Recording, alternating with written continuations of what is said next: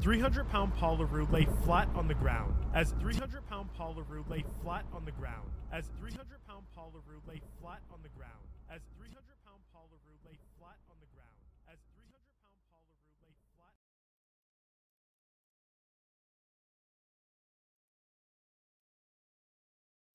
As 300-pound Paul LaRue lay.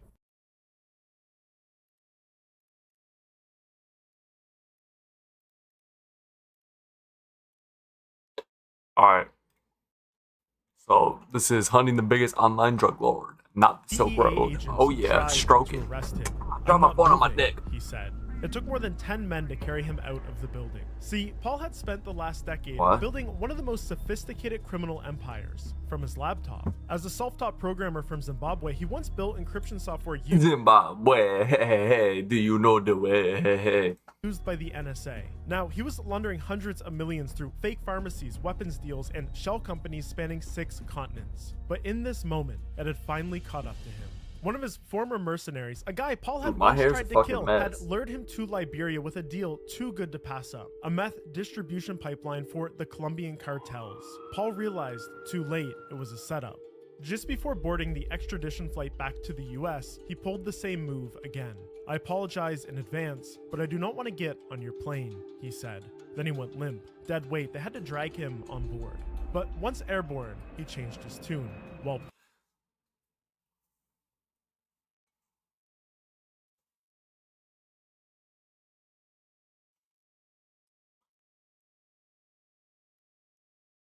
played, gentlemen, well played. Then quieter. Just promise me, I won't die in jail. That's all I want. Little did he know the DEA didn't want him in a cell. They had bigger plans. He wasn't just some hacker gone rogue. He had sold weapons to Iran, built a private army in Somalia. What the fuck? Over email. When they landed, they kept his arrest quiet, then handed him a laptop and put him back in business.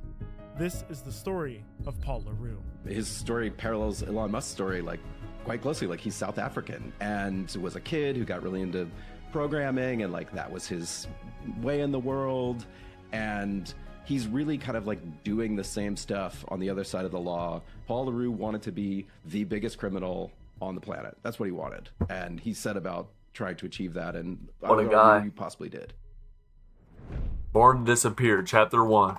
Paul was born to disappear. Christmas Eve 1972 in Rhodesia, the old colonial name for Zimbabwe. There's no father listed on his birth certificate, and to this day, nobody's really sure who his mother was. See, shortly after he was born, she vanished, and Paul was handed off for adoption. Oh, it's supposed to be Riley Reid? He was taken in by a white couple living across the country in a remote mining town called Mashava. They gave him the name Paul LaRue and never told him he was adopted. I'm Riley. And for a while, that was the end of the story. Until they had to pack up and leave Zimbabwe behind. The colonial era was collapsing. White minority rule was on its way out, and the LaRue family decided to move south to start a new life in South Africa. Paul had just turned 12 when they settled in another dusty mining town. It's around this time that Paul got his hands on a computer, a reward for doing chores. But from the moment that CRT monitor flickered on, the rest of the world faded out. He was hooked. As a teenager, Paul drifted from the people around him, drawn deeper into the world of code. But that isolation didn't keep him out of trouble. When he was 15 in the late 80s, local police raided his house. Paul had been busted for selling pornography. His family was stunned. Dude was going a little too hard. To keep this quiet. This was a big deal back then, especially where he was living. This knack for entrepreneurship would carry through the rest of his life, but for now, he was young, still in school. Excelled in almost all subjects, was getting straight A's with the exception of Afrikaans. Paul called it a dead language, refused to even open the textbook. By 16, he had dropped out entirely. Paul wasn't going to do something that he didn't want to do just because someone was telling him to do it. But he wasn't done learning. He enrolled in a local programming course. As legend has it, in one of the very first classes, Paul explained the material back to the instructor in such precise technical detail that the professor emailed him saying he didn't need to come back to class. Paul apparently finished all the material for the one-year course. Dude fucking skipped ranks. He got max prestige. By 18, Paul left South Africa for London. As a young prodigy, he landed a job as a software developer and met his first love, an Australian girl named Michelle. After a few months, Australia. And with a wedding ring on his finger, Paul secured Australian citizenship. But it didn't take long for the resentment to kick in. He hated the heat, hated the people, hated the rules. And he took all of that out online on something called the Usenet, basically the 90s version of Reddit. In this post, he writes, "My girlfriend's Australian. She wanted to show me her country and I've regretted it ever since." Here he's responding to someone. He's saying, "I would agree, Australia is one of the most livable countries." Then the top 156, only just tipped out of position 155 by Iraq. Goes on to get a lot worse than this. Classic rage bait at this point, maybe. I dug through all his old messages and he got into fights with everyone. This guy who he's responding to literally changed his email to "F you, Paul." Even by early internet standards, that's the a lot of these master messages troll. are ugly. Perhaps too ugly for YouTube's terms of service, but the important thing here is that underneath the trolling and the bigotry, Paul was angry, perhaps a little directionless. He couldn't control the world around him, and so he turned to control the one thing. So that he could, started his doing it even computer, more. Because this whole time, Oh yeah, Paul was baby. working on a massive project. See, before Paul built a criminal empire, he built encryption software so strong that even the NSA couldn't crack it. Paul wasn't just trolling on Usenet. He was also deeply embedded in encryption boards, civilized nerdy forums where he actually held thoughtful conversations with other programmers. Because behind the scenes, for 2 years, Paul had been hammering away at code. No job, no income, still stuck in a country he hated. Just a keyboard, a monitor, and an obsession. And in How the fuck do you pay bills? What? 1999, out of nowhere, he dropped it on this post. Encryption for the masses, or E4M. Anyone could download it on e4m.net. It encrypted your entire hard drive. It meant if someone came, took your computer like law enforcement, they wouldn't be able to understand what anything on it was without a special password. And it worked so well, to this day, the NSA can't crack it. Online, people started calling him the Encryption Einstein. The website carried a manifesto. Quote, "The battle for privacy has long since been lost in the real world." The rest of this goes on to rail against mass surveillance. Paul had strong opinions about privacy and clearly he valued his own. Now, there are legitimate reasons to want that level There ain't no way this shit can't be cracked to this day. What? of protection. I'm a big proponent of encryption, but I will be honest, tools this powerful, they don't just protect the innocent, they also empower the guilty, as we've seen in many of my videos. Now's a good time to hit that subscribe button, by the way, if you're enjoying. For Paul, well, I don't think it was exactly in his nature to be on the right side of that line. Still, he gave this power to everyone. He made E4M free and open source so anyone could tweak it, lock down their data, and have that privacy. A true gentleman. This was also a big stepping stone in his life. E4M changed everything. Not long after its release, he divorced Michelle and moved to Hong Kong, then to Rotterdam, where he met his second wife, Lillian. But now, Paul had a new problem. He was broke. This is when he caught the attention of Wilfried Hafner, an Italian businessman developing a commercial encryption tool called DriveCrypt at his company, SecureStar. Hafner was impressed by E4M, and Paul needed the cash. So when Hafner offered him a job, he took it, but it didn't last long. Oh, he took it. While working at SecureStar, Paul secretly used the company's time and their proprietary code to update E4M. Hafner had been paying Paul to build and steal code that the public could now use for free. Hafner was furious, Paul was fired, but more importantly, this ended up being a messy controversy all over the Usenet. And encryption, being such a small niche, well, this reputation will become inescapable. Paul still needed money though, and so for a short while after being kicked out, he started making programs for Canadian and Romanian-based casinos. But as talented as he was as a programmer, he was a terrible marketer. Fell flat on his face again.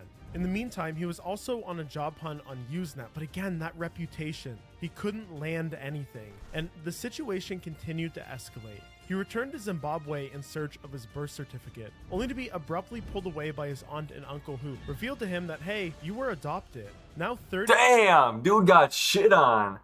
They fucking slapped him silly. Virtually. They said...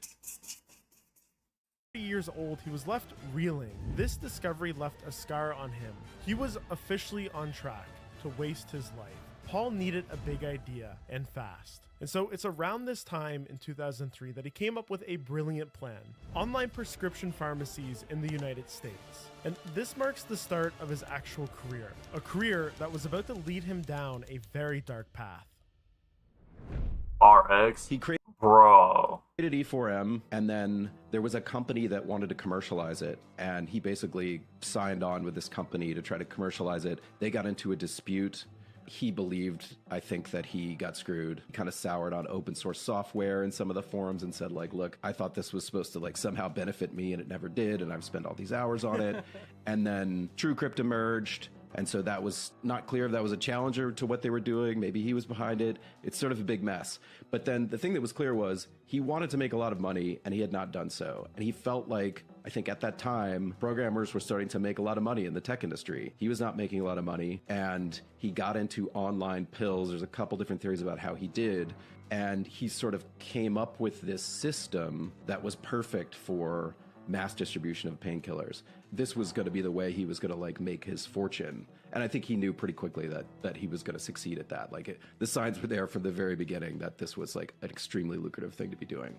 That's Evan Ratcliffe. He wrote the book on Paul LaRue, which was a huge inspiration for this video. I don't want to breeze over his point about TrueCrypt. TrueCrypt was based on E4M's codebase, but became wildly popular. Eventually, Edward Snowden was recommending it. The one thing that's certain about Paul is that he was a visionary. He had this idea to create what was a telemedicine platform before telemedicine platforms existed. Immediately, he starts looking for US Dude's a citizens pioneer. to help him open bank accounts on the Usenet, because from the outside, Paul understood that this had to look legit. Real US accounts, real US corporate registrations, if he was going to be able to attract real US doctors to write prescriptions and the pharmacies to fill them. He could write all of the code himself, but the next piece of the puzzle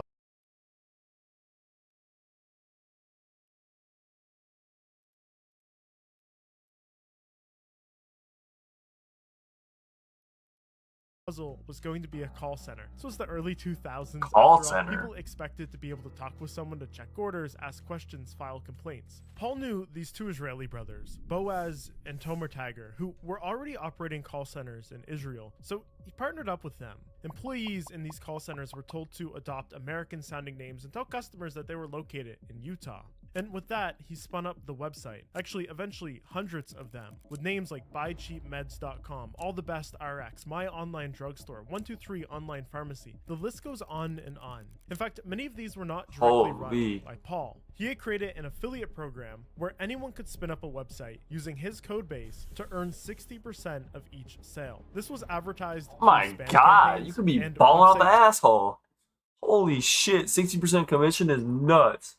He set up called netbizbucks.com, pillengine.com, rxpayouts.com. Like the list goes on and on, but all of these had this big banner advertising, quote, open your own online pharmacy. Paul's idea was to dominate the search results for anyone looking to get drugs online. When you go to one of these websites, you'd just fill out a brief medical questionnaire, few clicks claiming back pain, insomnia, anxiety, that sort of thing. No in-person visit, no phone call. Through the RX Limited backend, these forms were routed to real American doctors for review who were paid per consultation, I use that term lightly, for issuing the actual prescription. Some doctors were actually diligently looking through each request, approving some, denying others, but some were just clicking the big accept all button, approving thousands of these without any real consideration in a second. At its peak, one of these doctors was making over $100,000 a month. What? From there, the orders with their legitimate prescriptions were sent to small US pharmacies. We're talking mom and pop shops, not the big chains who ship the meds out via FedEx. In exchange, they got bulk business, that was the biggest part of this, a free computer, a free printer, preloaded with a custom software suite that Paul had wrote. Dude, this dude's the fucking Amazon of drugs.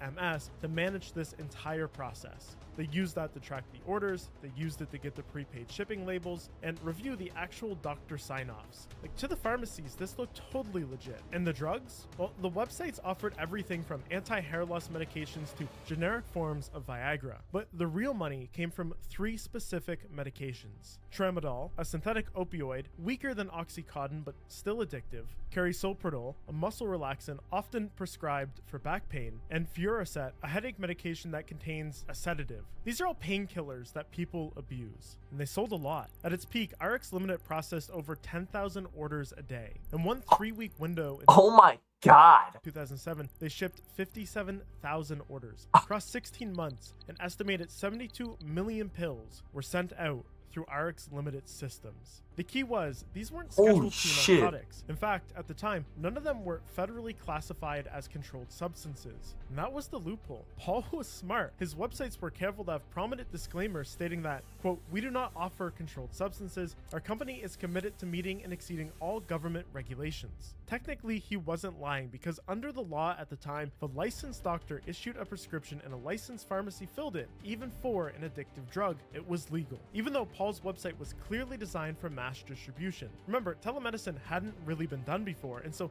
regulation had yet to catch up to it. Crap, he ran into more trouble just hosting these websites because of his spam campaigns. At one point, half of all spam emails on the internet were related to RX Limited, some from him, some from his huge affiliate network. Because of this, web hosts started shutting down websites and domains, but Paul is a tech genius after all, so he just developed his own host, called it AB Systems. He was untouchable, ABS. opened more call centers in Israel, then some in the Philippines. By 2008, he had over 200 employees in Manila. All of them thought it was a totally legit company. Even more crazy, none of them knew that Paul was behind it because he was so careful to stay anonymous. He was running all of this from behind his computer. Every payment routed through shell companies, register under a slew of fake passports and IDs. This is a list of those names, but one sticks out in particular. John Bernard Sawachi Mullins. Calder LaRue. He was using this name years before the release of Bitcoin. Bitcoin was made by an anonymous creator under the pseudonym Satoshi Nakamoto. To this day, the true identity of its creator has never been uncovered. But the speculation for Paul is not crazy. The similarity of these names, his background. Dude, that's super The similar. speculation for Paul is not crazy. The similarity of these names,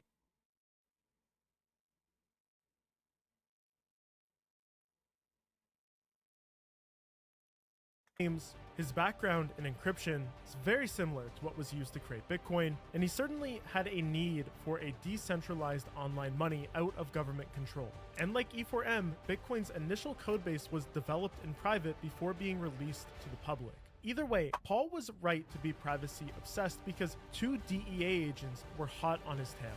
And perhaps, like the DEA agents, researching criminals all the time takes a weird toll on me. Life, work, relationships can take a toll on all of us. Throughout the year, I'll often hit a wall, feel burnt out, irritable, not sleeping properly, developing all sorts of bad habits like entire bags of those delicious Bro, sour keys what is this that stupid really ass aren't at? really that good for me to cope. Operation. Wait.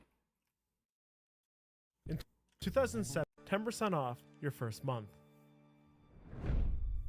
Operation 2007, Checkmate. 2 rookie DEA agents, Kimberly Brill and Stephen Holdren, accidentally stumbled onto Paul's empire. They were part of the DEA's Diversion Control Division, a task force focused on ways prescription drugs make it into black markets. Usually they busted shady doctors and pharmacies, but as of late, their focus was shifting more and more to a rise in websites offering prescription drugs. Except they felt like they were making no progress. When one was shut down, another would pop up. Stephen thought of this like busting street-level dealers. It didn't make any real difference to the big bosses running the show. They would just get another person on that corner. But then they had a breakthrough. After another routine controlled buy from a website with the intent of busting pharmacists and doctors writing bogus prescriptions, they decided, more or less on a whim, to subpoena FedEx for the shipping records attached to the account responsible for buying the label. They couldn't believe what came back. One FedEx account being used by over 40 pharmacies nationwide, shipping thousands Jesus of orders Christ. a week. The account holder traced back to a shell company registered in Delaware named RX Limited. They realized this wasn't just another one-off pharmacy gone rogue. This was a nation-scale drug ring, the type they had always hoped to uncover, a potentially career-making case. From there, they immediately followed the records. Company addresses traced to mail drops in Texas and Florida, essentially dead ends. Then they found the hundreds of websites and the robust affiliate program. But more critically, using their tech skills, they discovered a shared backend system that redirected every order to a domain called cartadmin.com.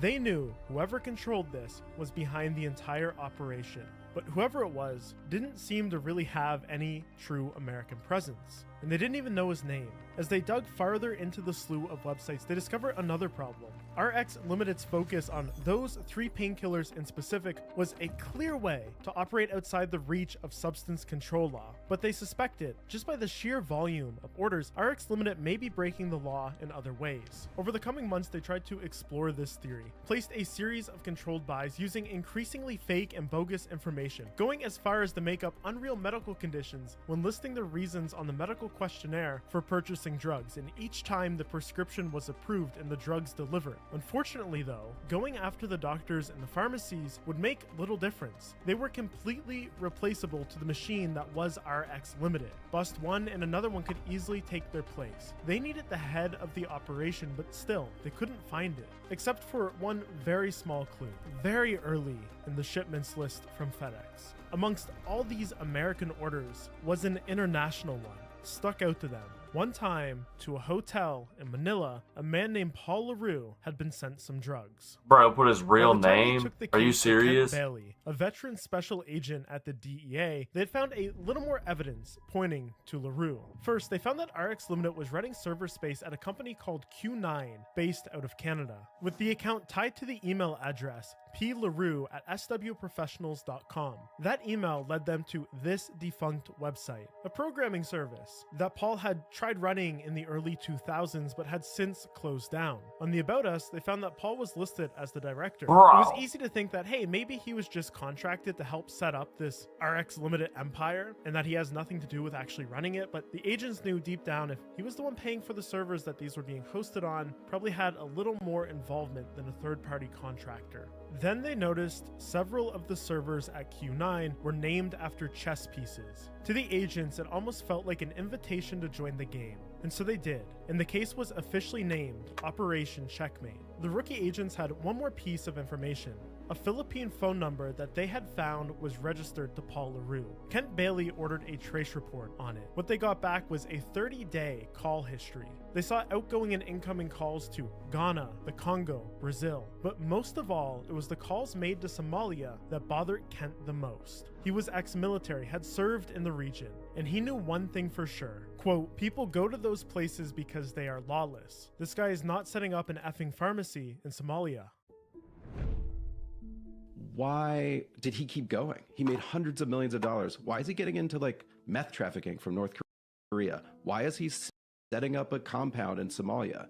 And the question is like, why is Mark Zuckerberg still going into Facebook every day? Like, what does he want? He has more money than he could ever spend. He's built a thing. Why is he still doing it? And the answer is kind of the same. Paul LaRue wanted to be the biggest criminal on the planet. That's what he wanted.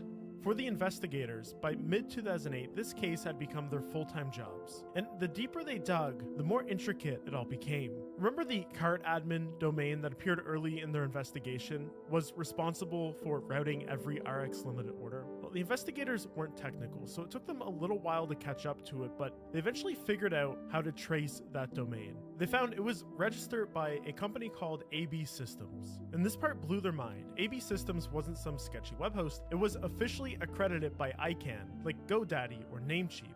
It could create and sell domains. But when they pulled the full list of domains it handled, what came back was entirely online pharmacies. And the AB Systems website, just a blank login page, no sign up, no contact information. This wasn't a normal business. It was a closed system. At first, they thought AB Systems must be working with RX Limited, so they issued a subpoena to ICANN. The documents that they got back blew that theory out of the water. AB Systems was based at an address in Manila, on the 14th floor of the BDO building, the same address as RX Limited's main call center. And the name on the account was Paul LaRue.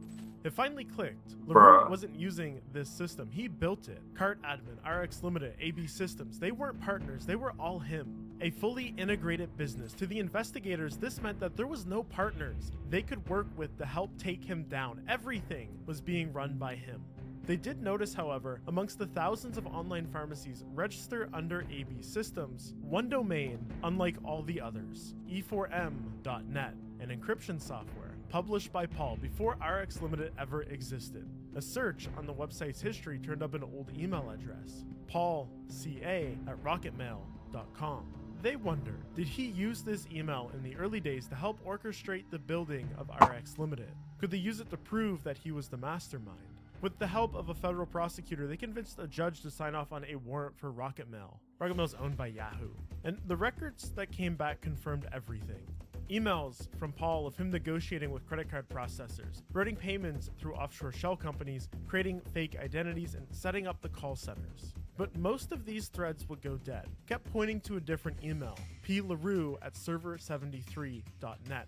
Dude, this dude is too obvious with Server 73 isn't Gmail or Yahoo. It's a private mail server, encrypted, secured, no corporate HQ to send a subpoena to.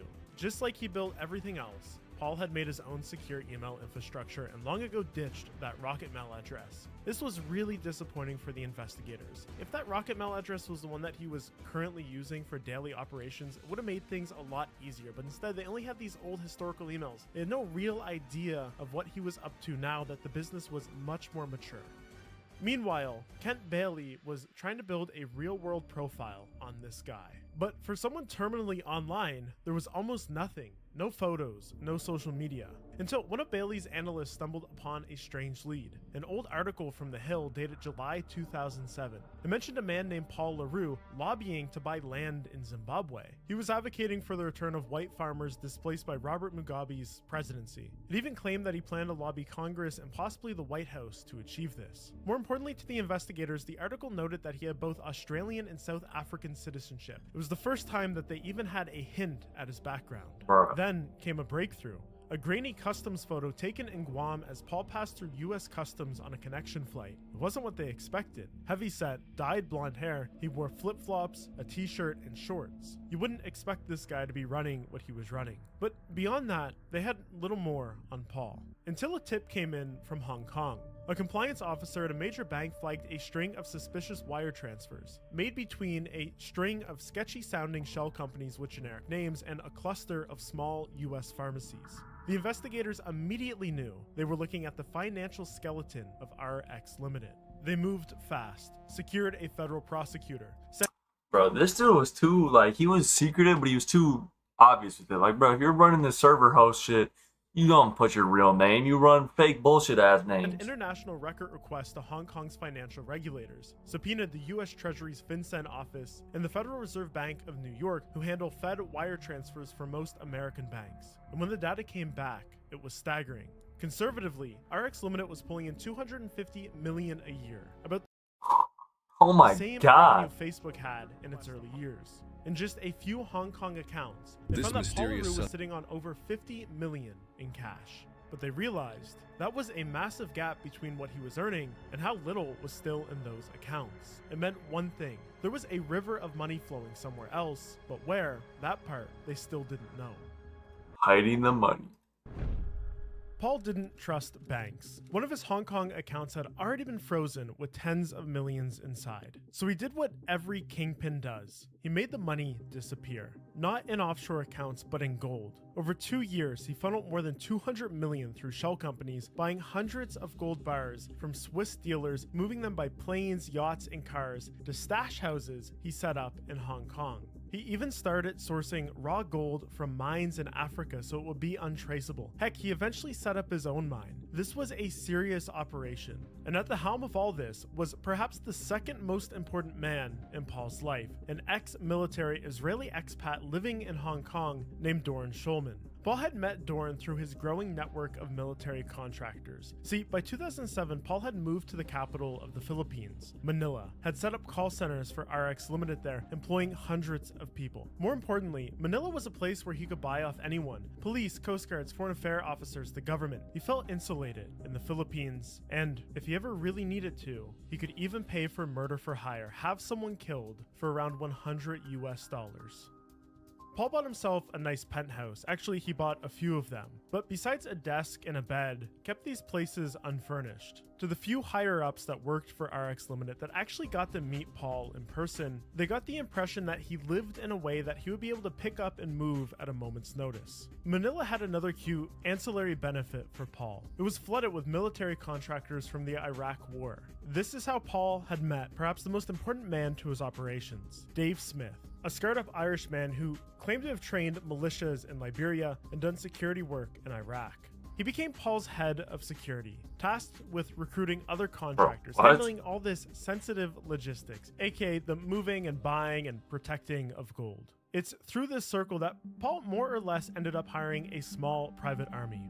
And it was a better lifestyle for them for Dude's a war career general. than it was to go to, say, Afghanistan and work in a more dangerous environment. For them, it was fun, it was exciting. He sent them all over the world to go buy gold or move gold or buy houses. And so that lifestyle was very appealing to them. He paid pretty well, enough that they could live very well in the Philippines. And the alternative lifestyle. Bro, what for the them fuck are y'all was talking often about? security contracting in dangerous war zones. So there were a lot of people available, and I talked to many of them who just thought, okay, well, maybe this is a little illegal, but it's better than my alternatives. By 2009, Paul had grown bored of the 10% annual growth from his legal-ish pharmacies and wanted, quote, something that made a 500% return. Using this team, Paul tried to launch a logging hustle in the Congo, planned to do the same in Vanuatu, but this stuff was all a bust. But then Dave Smith came to him with an idea, told Paul he could source 10,000 AK-47s. Bulk weapons could be insanely lucrative. He had already been toying with them. One of Dave Smith's first tasks was to organize the construction of a private firing range. This was a place for his growing army to train, zero in weapons, try out new recruits without unwanted onlookers. But now it was going to be used as a cover for buying and stockpiling weapons inside the Philippines, because under Philippine rule, a licensed gun club could legally import and hold large quantities of firearms and ammunition. It helped that Paul had also acquired a gun shop called Red, White, and Blue Arms. See, guns might have been one of Paul's only genuine hobbies. Apparently they brought him great joy. He was often at the range shooting off exotic weapons. And so it was the perfect combination. He was going to leverage this to bring in whole shipping. This dude's a containers fucking of Call of weapons Duty and then villain. resell them using the network he had already developed to move gold. But instead of going to safe houses, they would be going to warlords in Africa, Colombian cartels, and militias in unstable regions. The other thing here is that Paul was fantasizing about carving out his own mini-state, taking it by force with a private army, likely somewheres in Africa. And to do that, he was going to need weapons. Chapter Gun 7. trafficking on a big scale required some additions to Paul's logistic network, the biggest of which was the ship MV Captain Ufuk. I mean, just look at the size of Ufuk. this thing. Oh, Ufuk. The Ufuk. Its proof of concept run, Bruce Jones, a British mariner on Paul's payroll, bought the ship in Turkey, sailed it around the Cape, then tied up in Indonesia's state arms manufacturing plant, PT Pindad. See, it had been arranged for soldiers there to load up 20 plain pine crates. Bro, stamped did with they an actually post end-user them? What certificate are you talking from about, bro? Mali's Stop Ministry spamming that of shit. Defense. This was all fake. Mali's Ministry of Defense wasn't buying any guns. Paul had his lawyers doctor a document. Once loaded, Bruce handed the boat off to a South African skipper, Lawrence Byrne, along with 13 Georgian sailors to finish the trip. By mid-August 2009, they sailed it to a spot just 3 hours west of Manila, where they idled offshore, waiting for a launch boat to shuttle the cargo ashore into one of Paul's warehouses. This was really Paul's second phase of gun trafficking. He was doing some stuff with shotguns before this, but now he was entering into bulky military rifles. Read it through these fake shadow certificates, offload it at night off a big cargo ship, and remanifest it as sports firearms. From there, he was sending them onwards to, number one, his own mercenaries in Somalia, because 6 months before this boat arrived, he had actually started building a compound on the outskirts of a city called Galkayo. Officially, this was a tuna fishing and farming venture run by a shell company he set up called Southern Dude, Aid. this is But literally a unofficially, Call he of was Duty building fucking a game. 300-man base for a militia that his contractors were working to recruit local Somalian clans to make up. He had a dirt runway here, greenhouses that would grow different types of dope. He even had What the AT-4 anti-tank fuck? rockets. And if this worked out, he planned to basically carve out a beachfront mini-state that answered to no flag but his own. He was gonna need guns to do that. But the rest of these guns were pure inventory. Cartels, other militias, rebels, like whoever was offering the most cash and would pay the fastest. And oftentimes with the cartels, they wanted to settle up in product, so they were giving Paul meth and precursor drugs in exchange for his guns. And so in addition to guns, it's at this point that Paul starts getting into trafficking these hard drugs, but this is What still the in its fuck? infancy. It's gonna grow over the next couple of years. Anyways, back to this first test run. They actually ran into some big problems off the shore of Manila.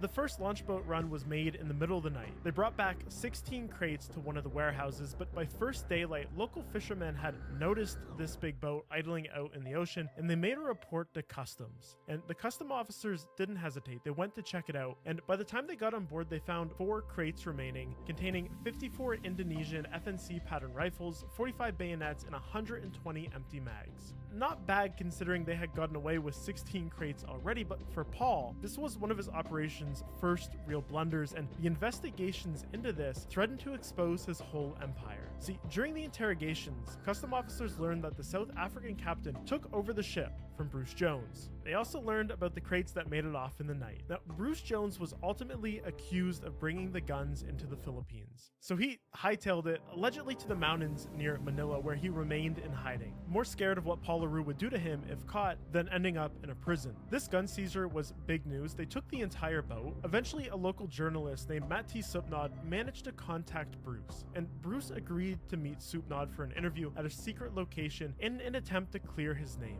Bruce claimed that he only realized too late that he had been working for criminals. I believe him. I believe his story. According to him, he was just hired by the syndicate to load the guns from Indonesia.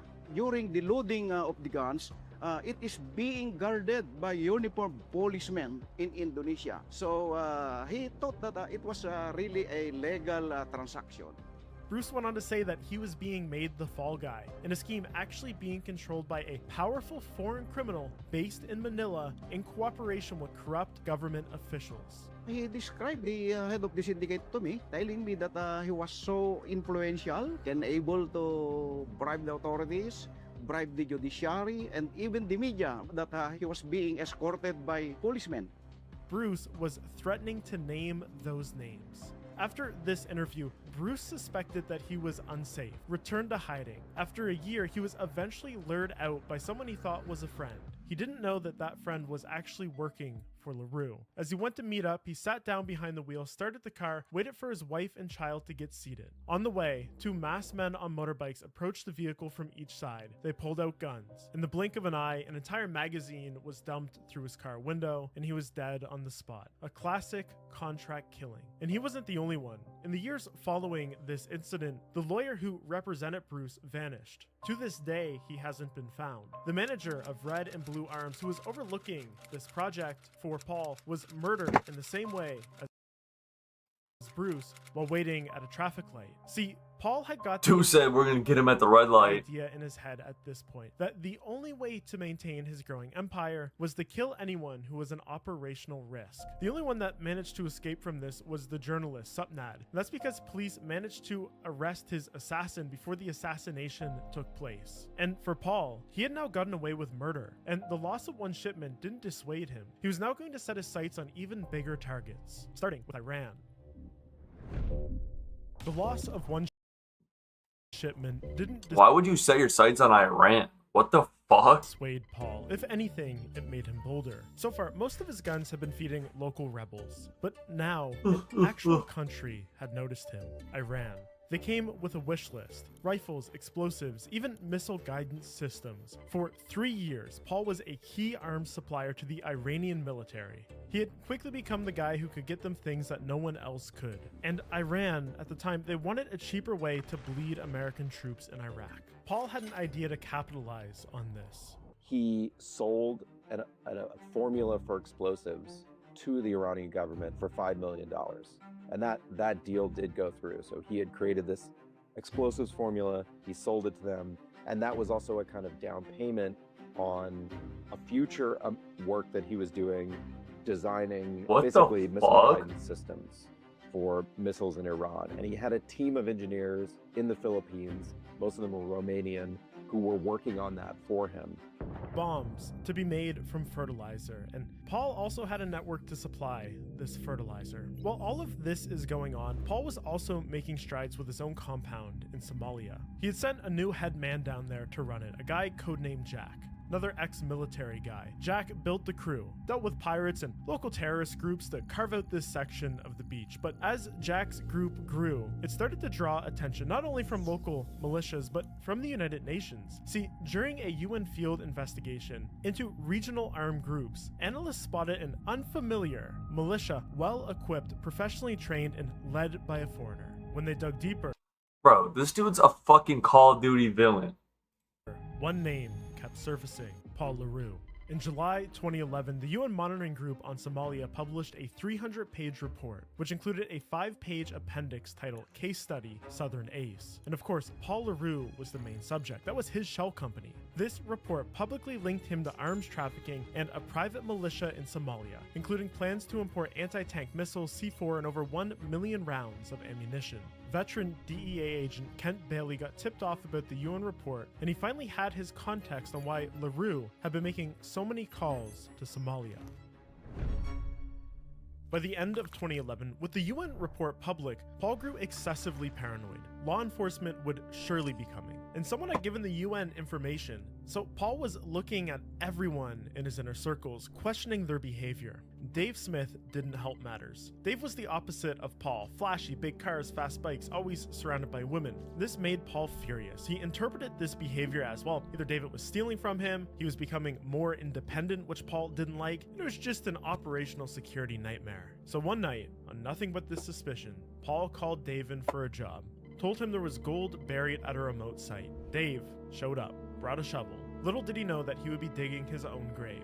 As soon as the hole was big enough to fit a body, Paul had his other men finish off Dave as he watched from the sidelines. With Dave gone, Paul now needed someone to keep running his empire, and that man would be Joseph Hunter, a former US Army sniper and drill sergeant with no conscience. He picked up where Dave left off. Pretty soon after that, Paul got suspicious of Jack. I mean, he was the one that was running the whole Somalian compound. Naturally, he could have been the one that told the UN. So Paul ordered a hit, but Jack was tipped off about the assassination and managed to disappear before they could get him. But while on the run, Jack did one thing. He left a voicemail to the CIA hotline. He named Paul, spilled all the information he had.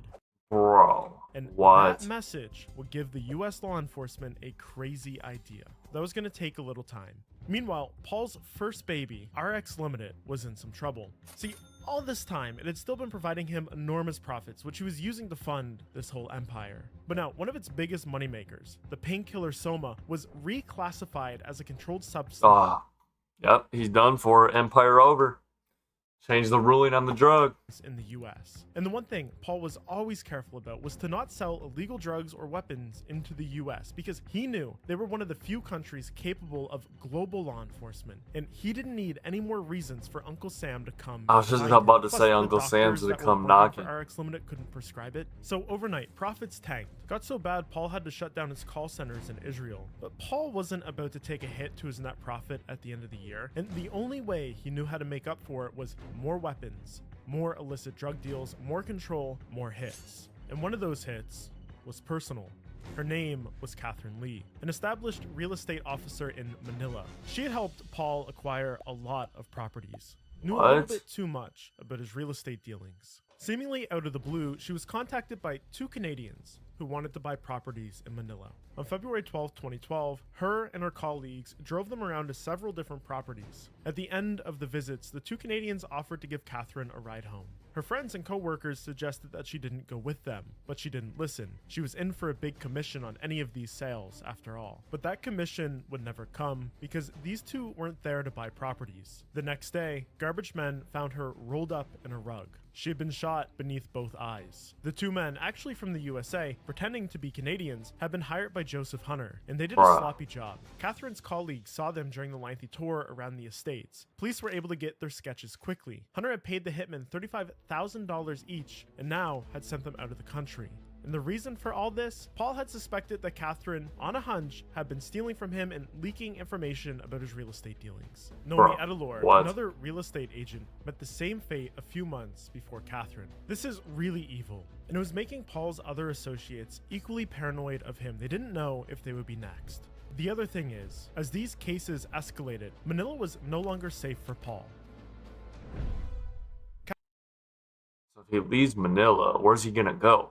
Catherine Lee's murder had finally brought heat that Paul couldn't pay off. See, after the hitmen were identified as foreigners, Philippine authorities kicked the case up to the National Bureau of Investigation. Bro, this dude's a fucking idiot. I mean, he's smart, but man, doing these hits, he don't know. He's lost.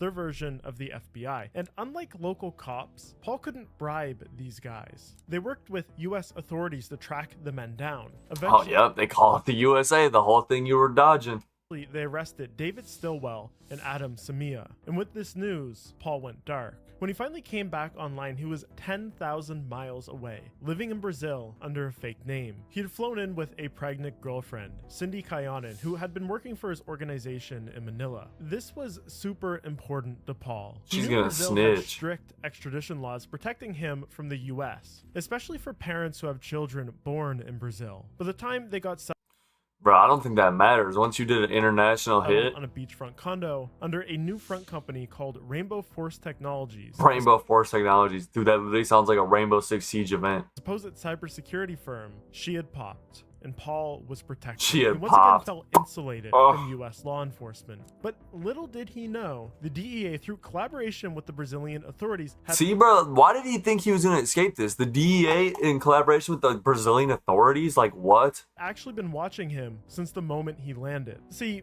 through some loopholes, they were piggybacking on a separate Brazilian investigation involving one of Paul's known associates, his top man from Hong Kong, Doran Schulman. See, they already had a legal wiretap on Doran because they were investigating him for health insurance fraud. And the DEA realized, by proving that the two of them were in contact, they could legally open a wiretap on Paul using Brazil's existing legal framework.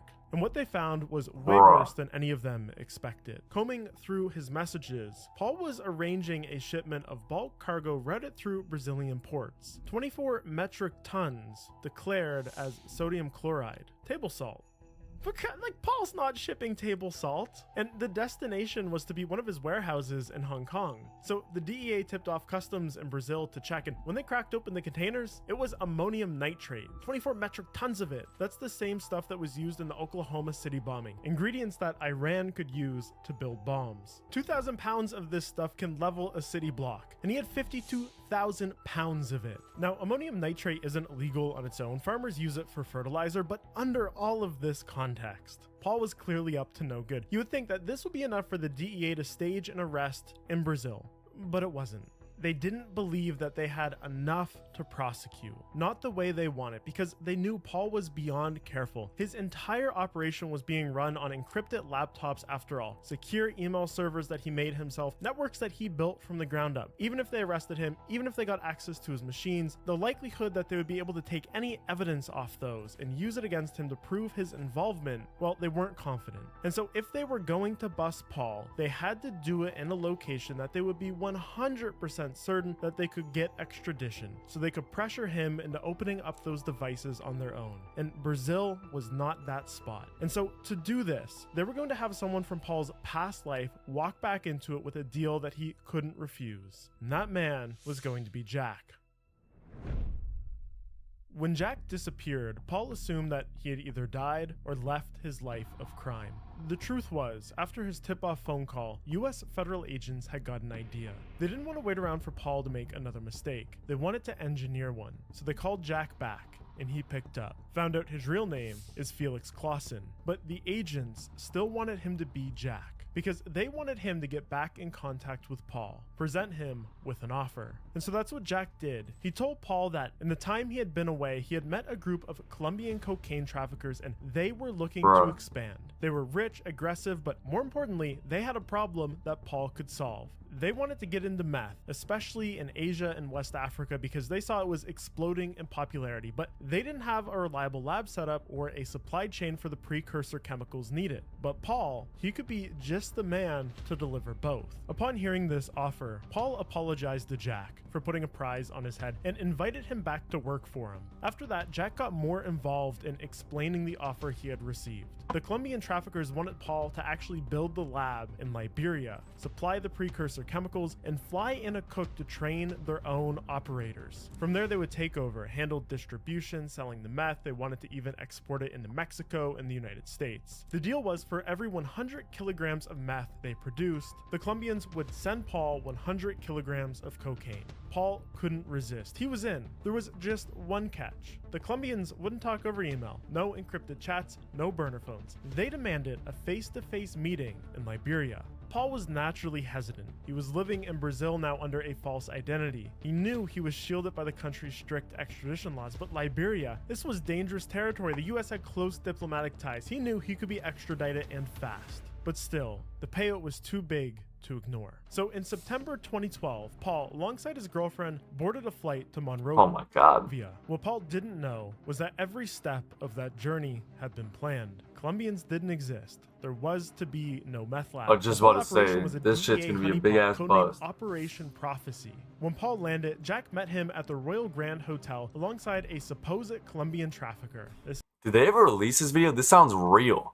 Like a video I've seen is of the another bus. DEA agent in disguise. They embraced like old friends, but Jack knew he had to be beyond careful. The DEA had suited him with a hidden camera and a wire. He, alongside the fake trafficker, were to tease out the details from Paul on camera. Jack knew if caught, they both would be dead. Later that day, they sat down to talk shop. Paul spoke freely about the meth plan, described where the precursors would come from, how production would work, and even offered to fly in a chemist. And the whole thing was caught on tape. This recording changed everything. It gave US prosecutors what they had always been missing, proof that Paul was directing international drug trafficking, a violation of US Code 959, conspiracy to distribute controlled substances outside of the United States. And this was their ticket. The next morning, a team of DEA agents and Liberian National Police surrounded the hotel. Inside, Paul was asleep. His girlfriend answered the knock. The agents burst through the door. They had one target in mind: his laptop.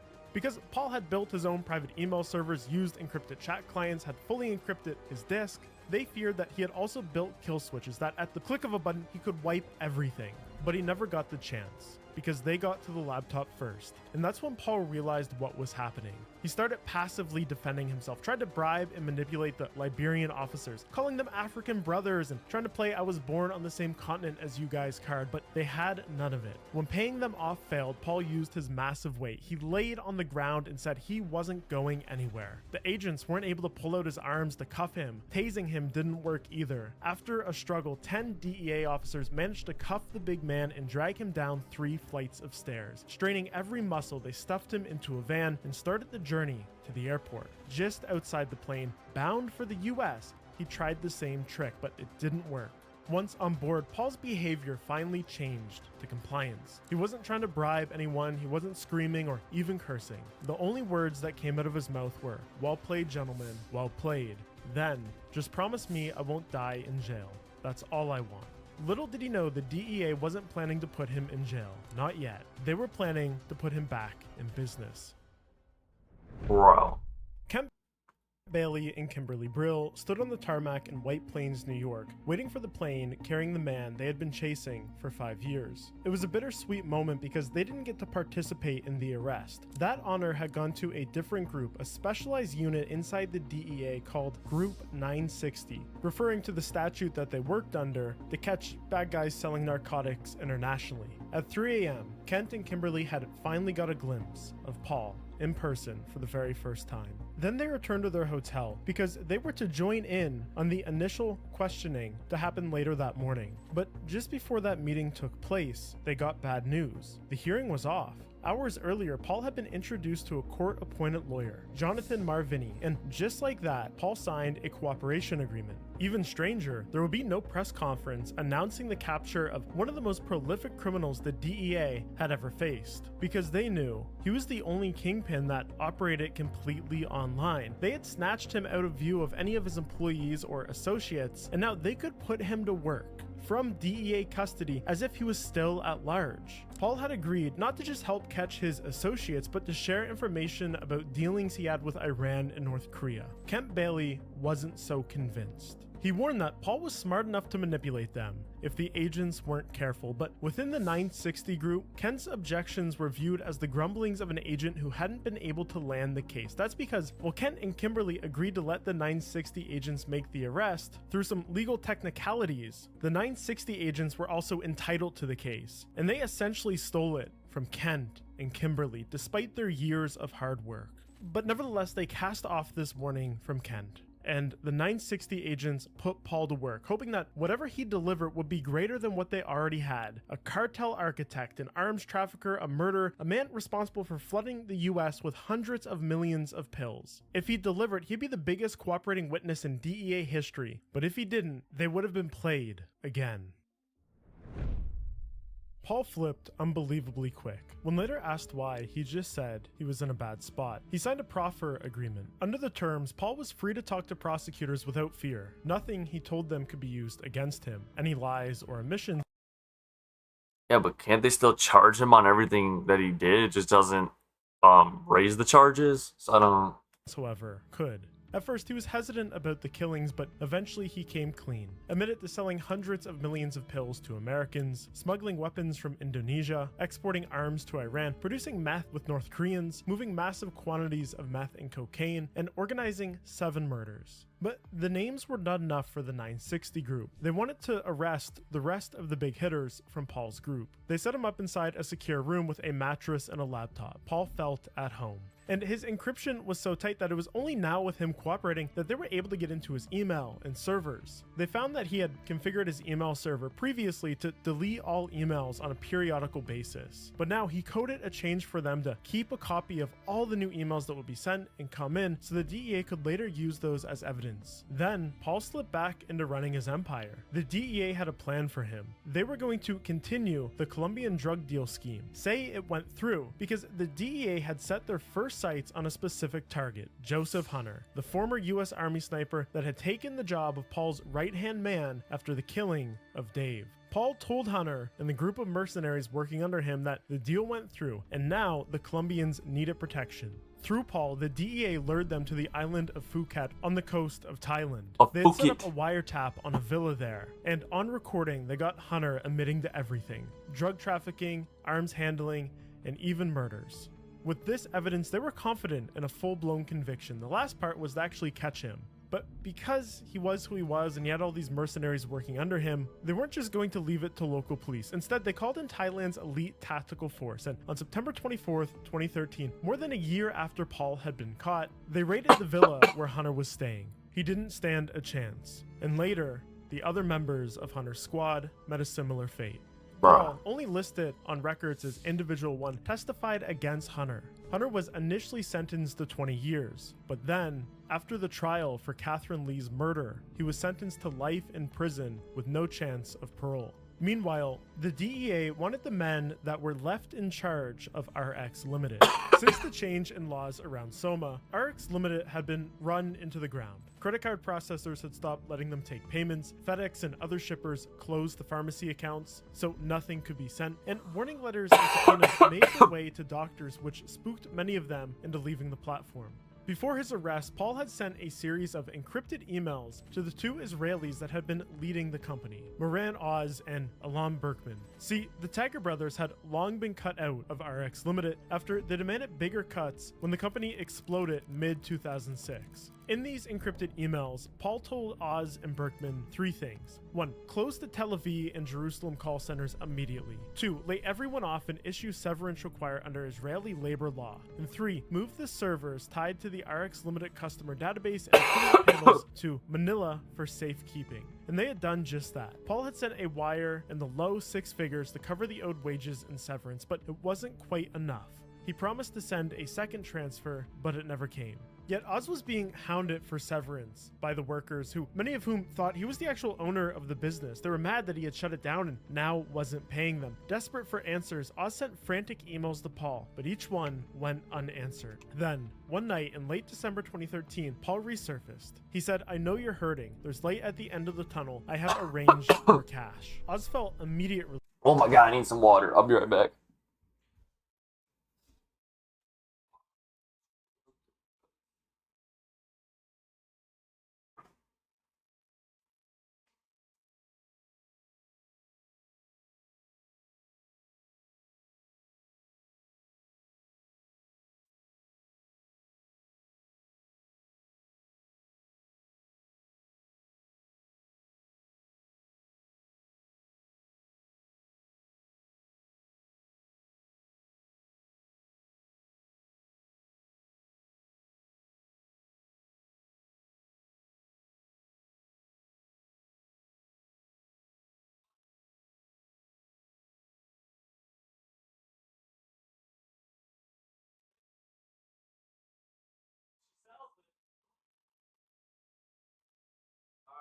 Love you.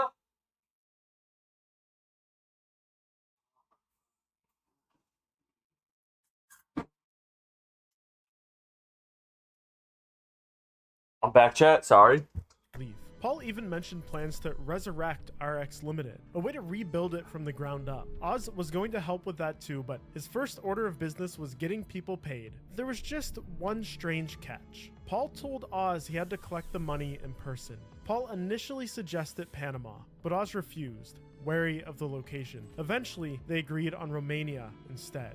But in the middle of these talks, Oz came across a troubling headline from a Brazilian newspaper claiming Paul had been arrested, linked to arms smuggling and drug trafficking and multiple murders. This posed a problem not just for Oz, but also for the DEA, who desperately hoped no American media would pick up on the story. Oz questioned Paul about it. Paul, giving Oz a very rare phone call, managed to convince him otherwise. Told him that the paper was exaggerating, that he was still at large under a fake identity, that there was nothing to be worried about. And so Oz made the flight to Romania, a true testament at just how convincing Paul could be. Oz arrived with 2 hired bodyguards, paranoid that Paul might be planning to kill him. Paul, of course, never showed. Instead, plainclothes cops closed in. Oz spent months in a 7-foot-wide Romanian cell before a judge signed his extradition to the United States for his involvement in RX Limited. Meanwhile, Bergman saw the headlines and vanished. To this day, he hasn't been found. At trial, prosecutors argue Oz knew exactly what RX Limited was doing, personally directing or at the very least fully aware of the illegal drug shipments into the US, but after 3 years in custody and an unexpected turn, Oz was acquitted, released, and sent back to Israel. Still, this operation brought him big results. Following his arrest, a cascade of related busts hit doctors, pharmacists, and former call center higher-ups. A massive 35-count indictment was unsealed that November. They had taken down what was left of RX Limited's network in the United States. Meanwhile, Paul was continuing to cooperate extensively. He sat with FinCEN analysts to unravel his complex web of shell company ledgers to trace where all his money had ended up. From this, Hong Kong regulators froze multiple accounts containing over $50 million, with the Department of Justice filing civil forfeiture claims shortly after. Then, Paul guided DE agents to his secret vaults. They recovered around $6 million in gold bars and cash. Later forfeited through plea deals. Finally, he meticulously diagrammed the missile guidance systems he had been contracted to design for missiles, and even shared with the CIA detailed profiles of North Korean chemists involved in plans for a meth superlab. These disclosures directly influenced Treasury sanctions issued in 2014 and 2015. But now, Paul had given all he could. His usefulness was over, and the DEA had a difficult decision ahead. What were they going to do with Paul LaRue? charge him as a 8 war years criminal. After his arrest, Paul finally stepped back into a federal courtroom. Except there was no big perp walk or news headlines. His docket was still sealed. Paul had been too helpful, and perhaps now, too controversial to turn into a media spectacle. The cooperation deal he had signed in secret 7 years earlier would help him now. Anything he had told 7 years earlier, holy. agents while dismantling his own empire was off limits at sentencing. They had to rely on the evidence they collected on their own before his arrest. Thanks to this agreement, Paul was charged with only donating missiles to Iran, RX Limited, and meth trafficking. His charges Bro, that's gotta be like 30 did not years. include the 7 murders, but that was enough. In June 2020, Judge Ronnie Abrams laid it out. Your Ronnie Abrams. crimes are staggering, Mr. LaRue, yet so is the assistance you provided. Then she made her decision. 25 years. Oh, I was close. I was close. Credit for time served. Paul could walk free as early as 2031, in his mid-50s. What? But upon his release, Paul is expected to be deported to the Philippines, where prosecutors are awaiting to charge him for the Captain Yufuk weapons smuggling scandal and the 7 murders Oh man, yeah, this dude's fried he has again. confessed to. He could potentially be charged with murder. He's admitted to 7 murders that took place in the Philippines, so he could be charged with murder. He's very afraid of the death penalty being reinstated in the Philippines, so that I think that's his nightmare, is if he gets deported to the Philippines, he's charged with murder, the death penalty gets voted back in, and he gets the death penalty. But for now, he sits in a medium security New York cell, waiting for that day. Still hope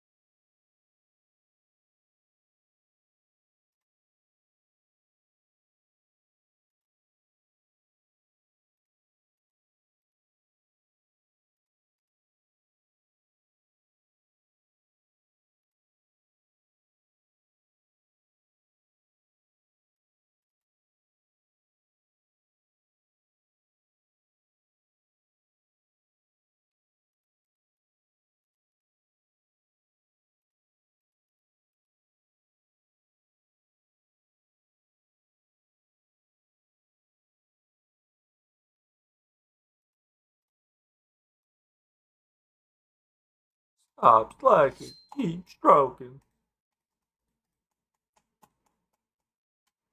Oh, shit. Oh,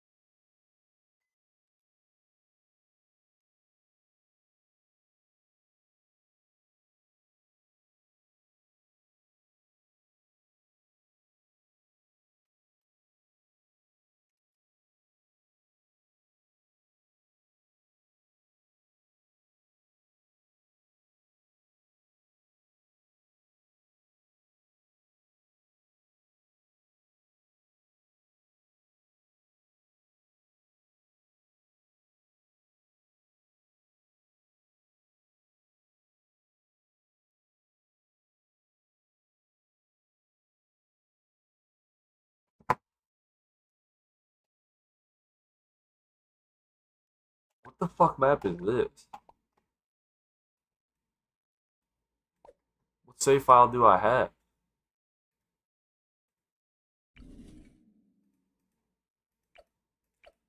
Oh, when the fuck did I play this?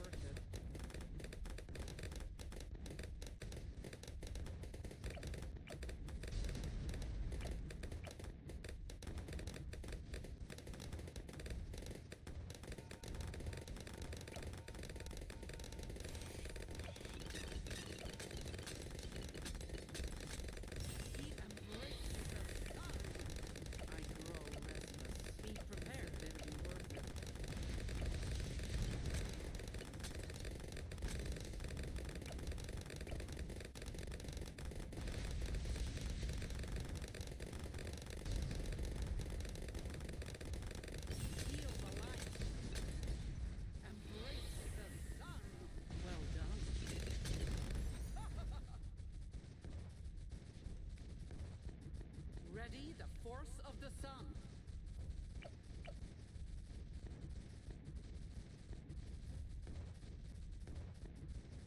Shield embrace the sun.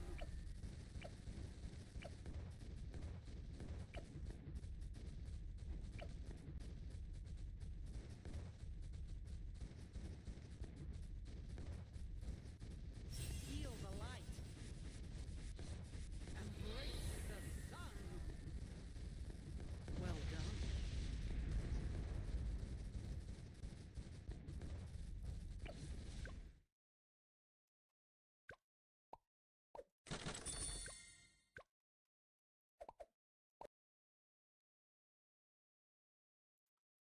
Bro, I don't know what to play.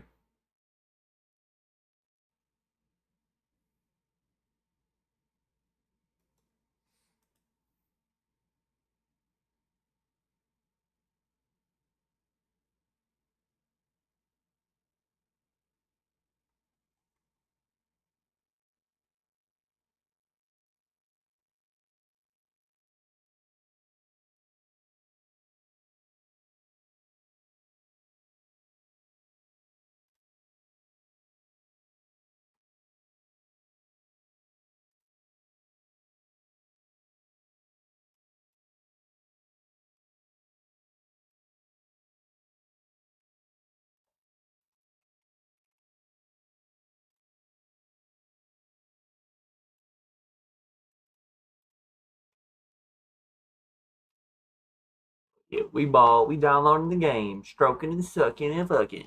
Suspect can be seen practicing lighting a trash can on fire in the middle of the night. A few hours later, surveillance cameras catch what the suspect was practicing for as a playground in Ohio bursts into flames and a dark figure can be seen running away. The suspect then attempts to flee in his vehicle. Bro, what the fuck car is that? Like a Jeep Cherokee? Little did he know, officers had already arrived on scene. However, officers were about to find out the shocking identity of the suspect.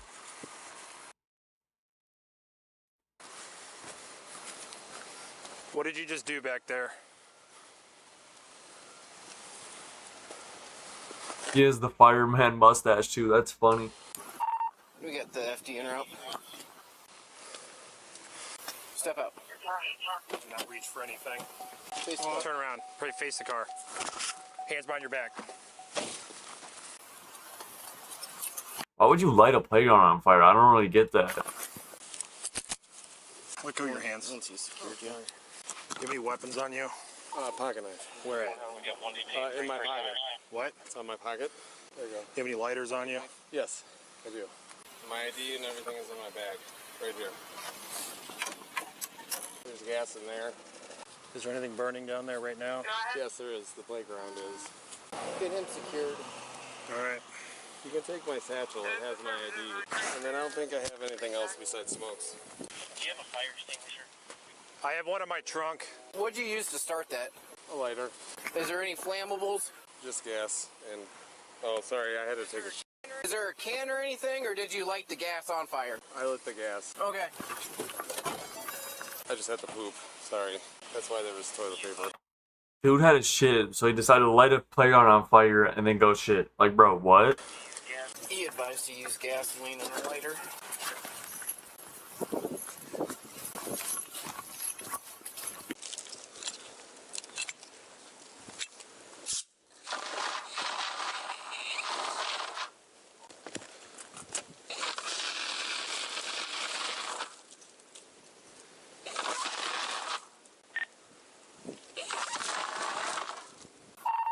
Cappy 400, the flames have been extinguished.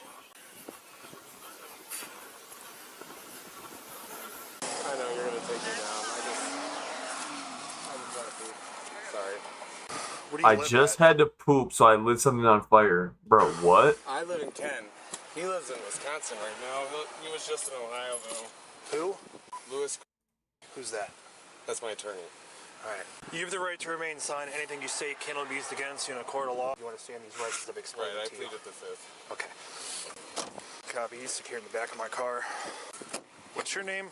Christopher McCormick? You're a firefighter? Yeah. What the? A knucklehead. I want to figure out where he parked at. Dude's a firefighter. But, yeah. Which lighter did you use to start the fire down there? I don't know. This is in my car.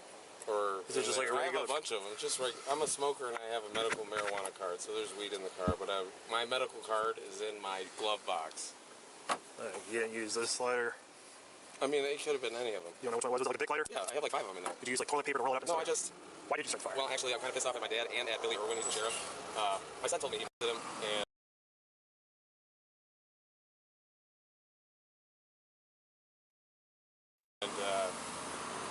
I guess I just kind of had enough.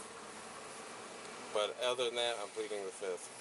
It's because of my father and this guy that potentially my son. That's a sheriff in Portage County. Okay. So yeah, all I did was make a stand about, and because I think something happened here. I'm Okay. sorry. So other than that, I'm pleading the fifth. Okay. So the nozzle.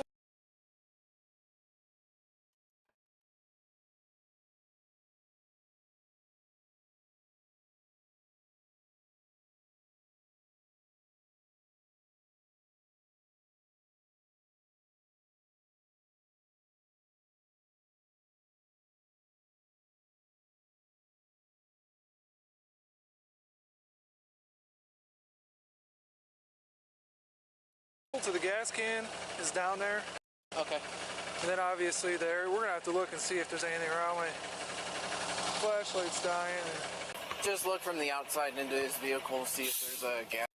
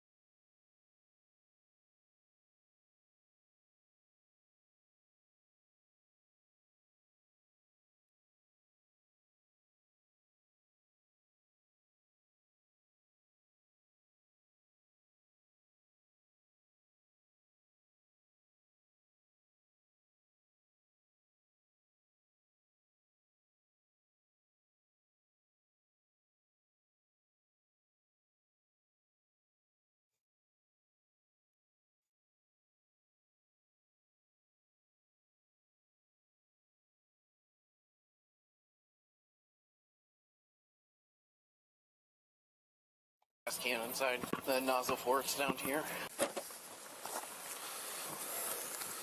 That's firm. I got it. Okay.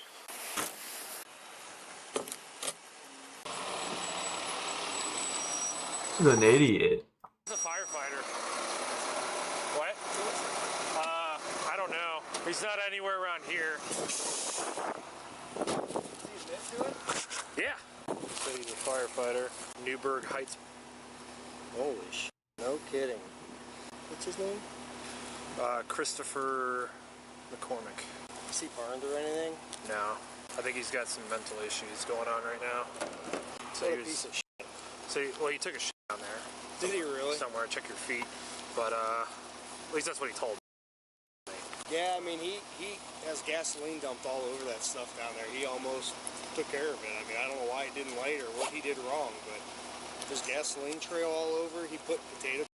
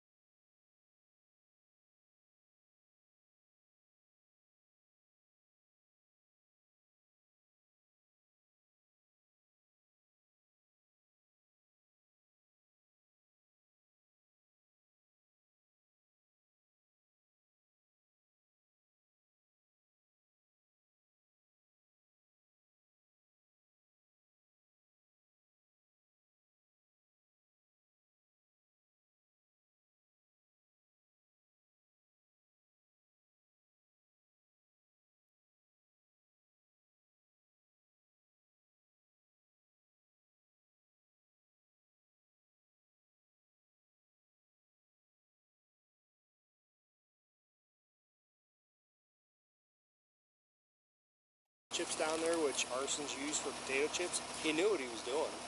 Wow. He knew exactly what he was doing. Yeah. Potato chips? Is it potato chips everywhere? I don't know. I just asked him, I said, is the playground on fire? He goes, yeah. I go, what did you use? And he goes, a lighter. I said, did you use anything flammable? And he goes, yeah, gasoline. How much of it is anything damaged? Not minimal, very minimal. I mean, he got really lucky. There looks like maybe he had a pillowcase full of something that you guys put out. You guys must have been here at the right time.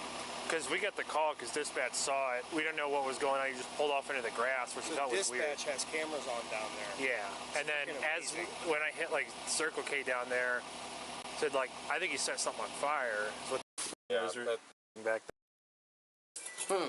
it's very, very painful. Sounds like it. I experienced.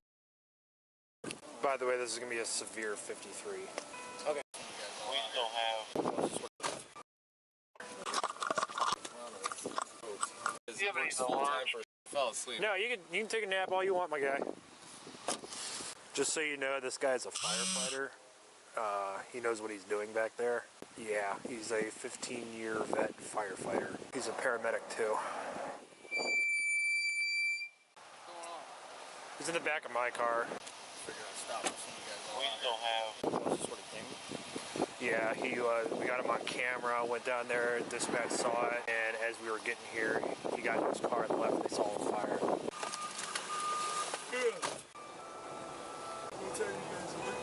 So we're done. By the way, this is gonna be a severe 53. Okay. Alright, come on out. I'll follow this nice officer right here. Popping on the left in this room right here.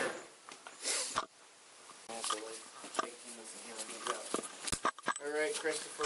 It's Christopher, correct? Nothing missed on you. Well, I just want to make sure you got no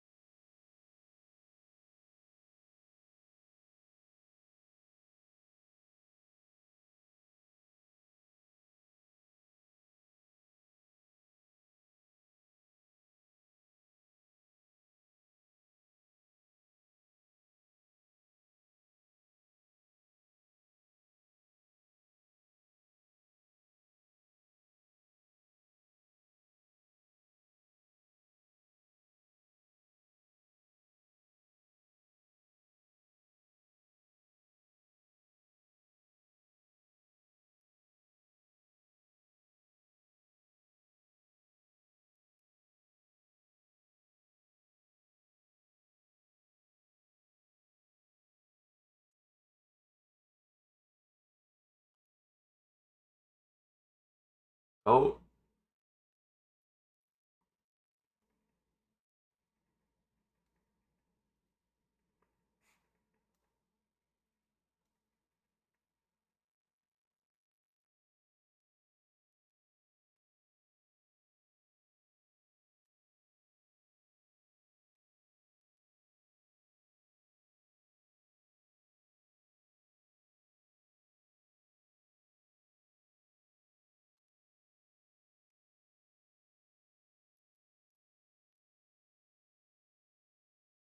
I'm I'm a priest. gonna take these handcuffs off and I'm And gonna. a Freemason, so I'm in the club. That's good. Miranda. Car. So you understand that I'm being serious. Understood.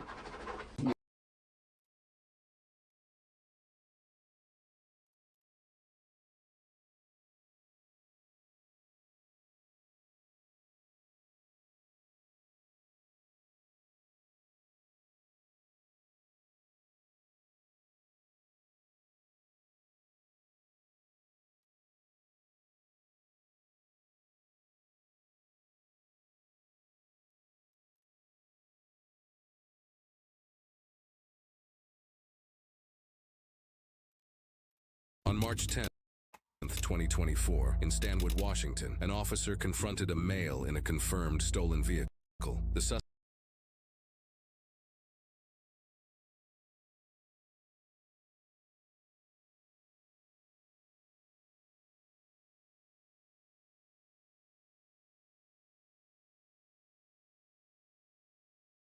suspect then fled into the nearby woods down a river. Officers now search for this suspect with the help of a K-9 unit. However, the officers will soon be in the most unexpected life or death situation.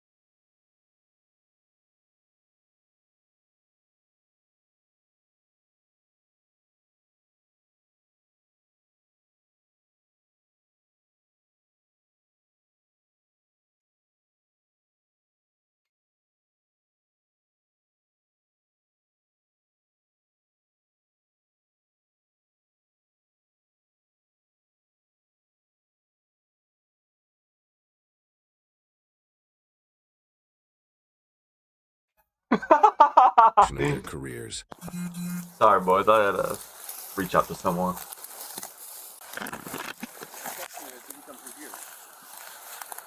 No. Is this the food truck feed? No. He came from the north. Or the other, like, northeast, so he wouldn't have come this way. Probably was kind of up to you. We could try to traverse the side, or we could just walk it, send it. Alright. I mean, I don't want to make you miserable either, but it seems like the most efficient. Doesn't make me miserable. Seems like the most efficient way to go. Yeah. Can you give him a little time? There you go.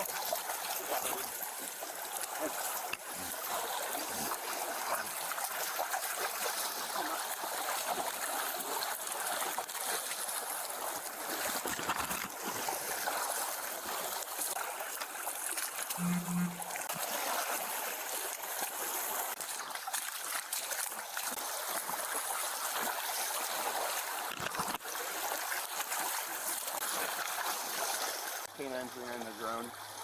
We're walking out one of these little creeks coming into the river.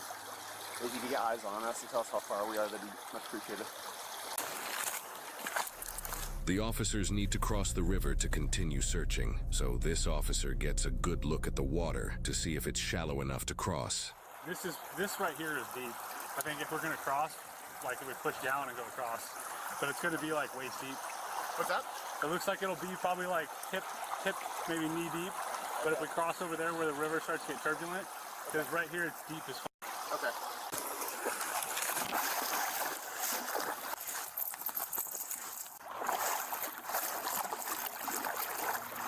It's chilly.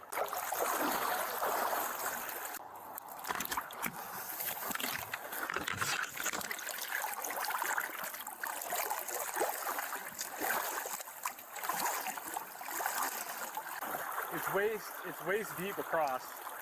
The current's pretty strong. If we were gonna cross here, if you have your dog behind us and we lock arms, we might be able to walk across.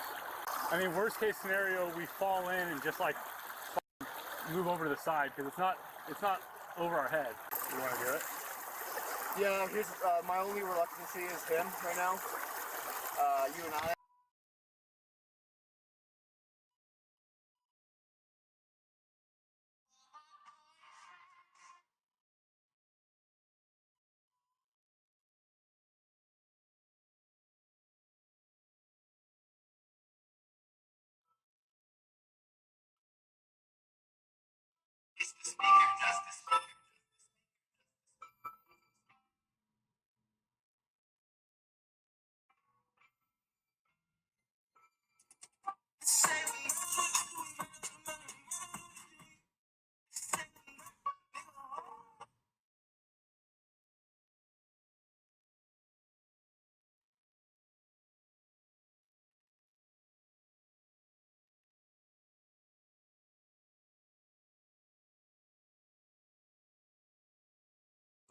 I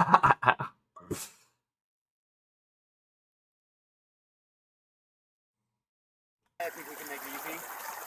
What I don't want is him crossing. He can't touch the bottom. He's going to have to swim. You're going to have to hang on to him and just pull him, carry him like by his handle. Yeah, that's what I'm going to do. We both got to be on board for this plan, but... Oh,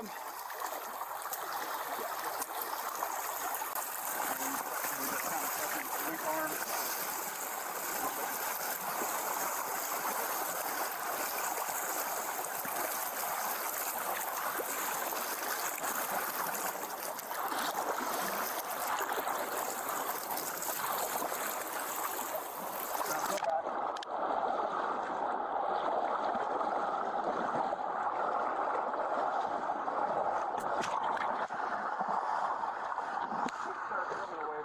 Yeah, that's too strong. I'm not going to cross there.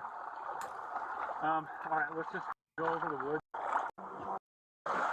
Dude, where do they find like a dead body? Bro, what am I waiting for? Okay, don't move, okay? Hey, do you have any weapons on you? Guy out here. Okay? Do you have any weapons on you? 3/2. Male hypothermic. He's scared he can't walk, so we're gonna need an extra ASAP. We're gonna get you help, okay? We're gonna get somebody to get you warm. Hey, Marco! This way! What? Help?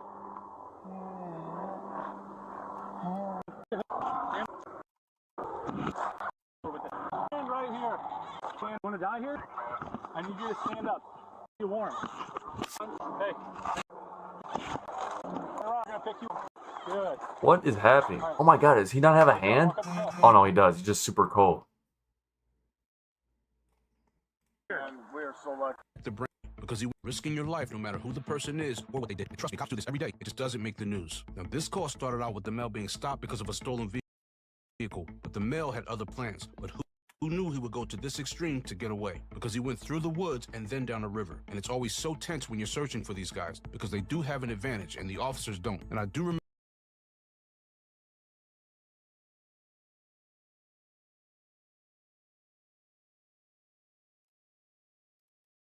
Viewer discretion is advised. Graphic content ahead.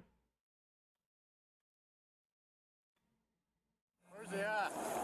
Beating on us in here. I have no idea who he is.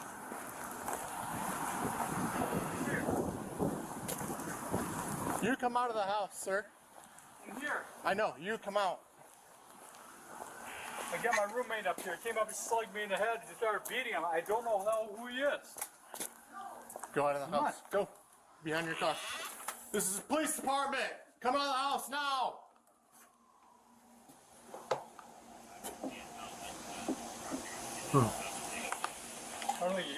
I'm on scene. I'm trying to call him out of the house. Sir, I'm going to ask you to go back by my car again, I think please. he's high.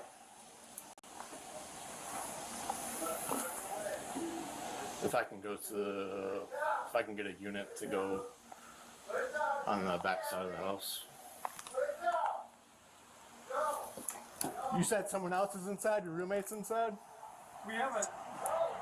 You can go inside. I have a housemate.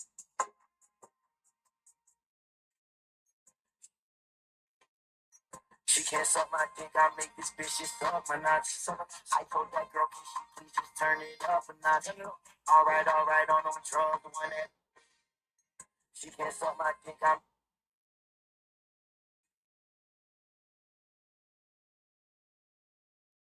in there. He's beating on both of us. He slugged me in the jaw.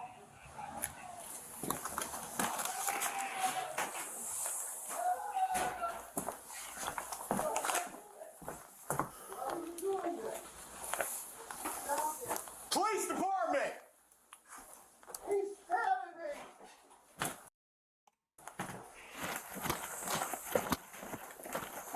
Where are you at?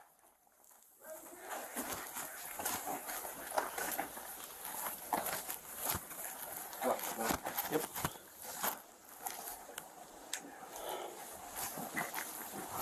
Help! Help! Oh, get out, get out, get out! Help! Alright. Get out! Help! Get out of there! Show me your hands now! Help! 14 has him as hostage with a knife. Put down the knife and let him go. Oh my god, they blicked his ass. Go, sir! Stop now! Get off the ground now!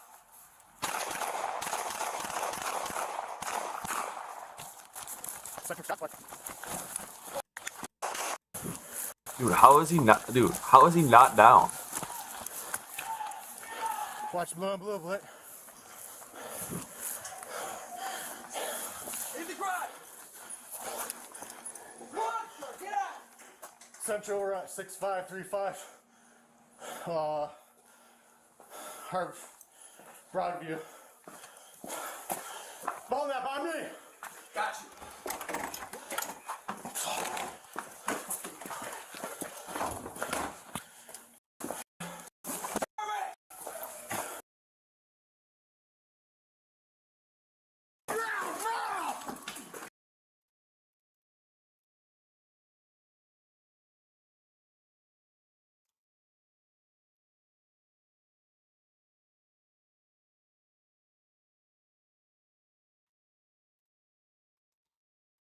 Oh, that bitch just suck my nuts.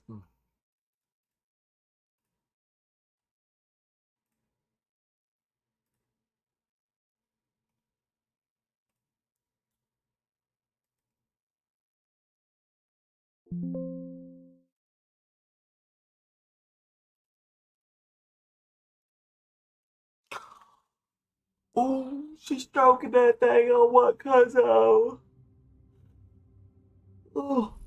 I need a break, bro. I'm so new. You stretching me. Ah.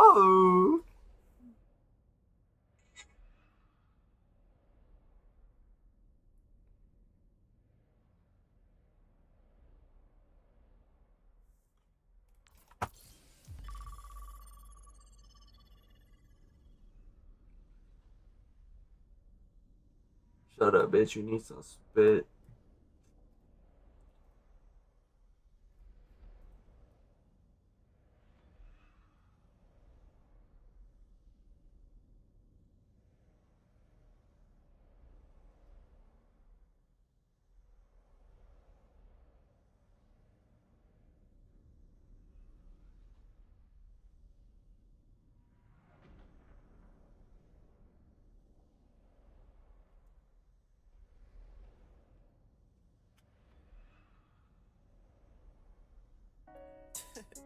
Niggas crazy. Oh yeah, yeah. Oh yeah, I'm in this bitch, man.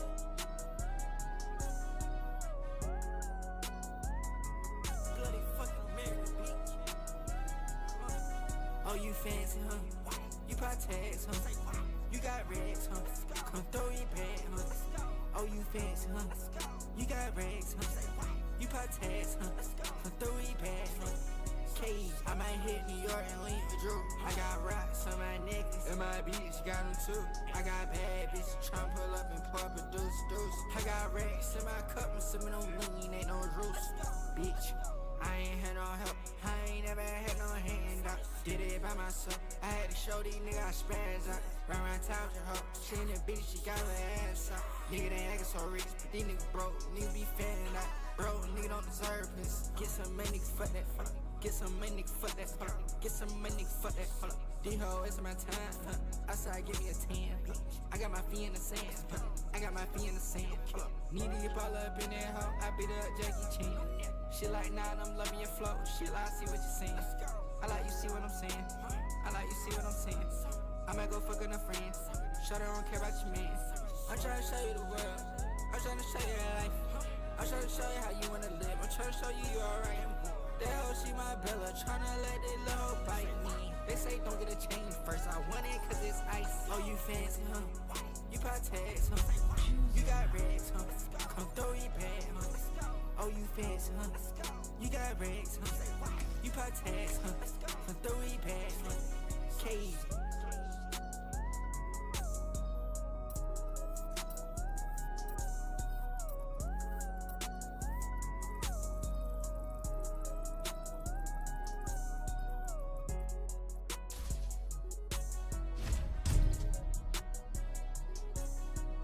Select your hero.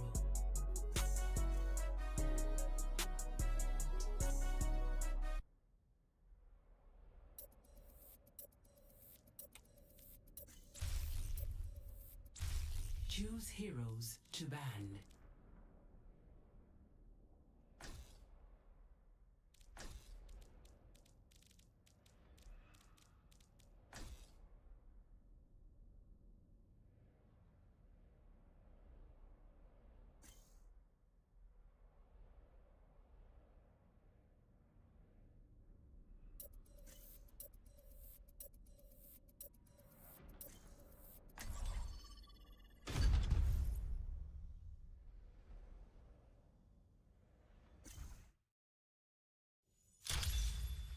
Traveling to Dorado. Prepare to attack. Select your hero.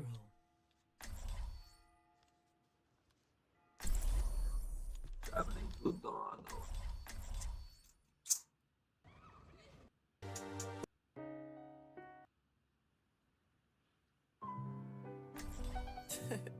Niggas crazy. Oh yeah, yeah. Oh yeah, I'm in this bitch, I will man. not leave a broken world behind. Angel at your shoulder. Doctor, have I really got to eat vegetables? It's like crunch, crunch, crunch. What have I got to chew then?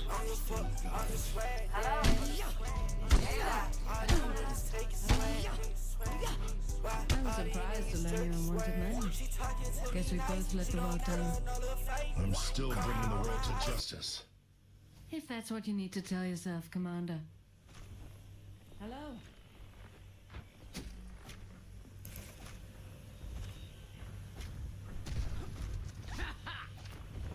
Five, 4, 3, 2, 1.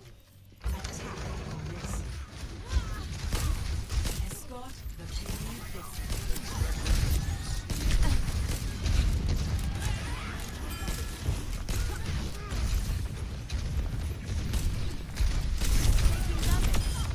Pussy.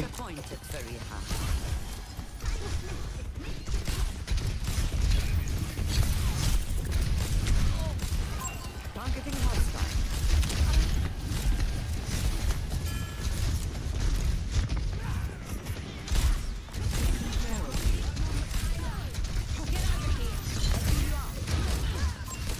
We're outnumbered. Be careful.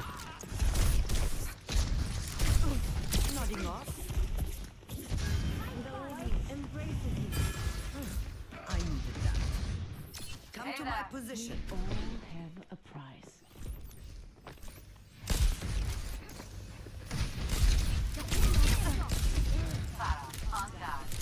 I'm here. Keep fighting.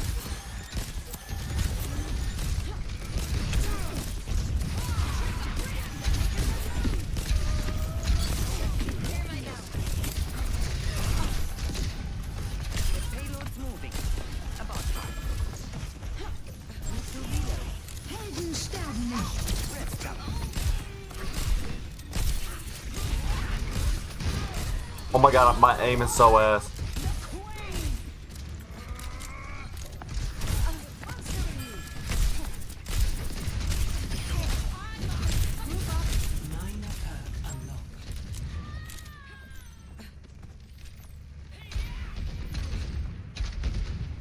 Ultimate's ready. My ultimate is almost ready.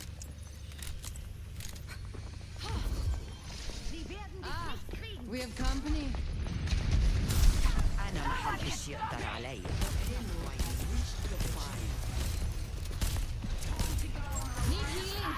That must sting.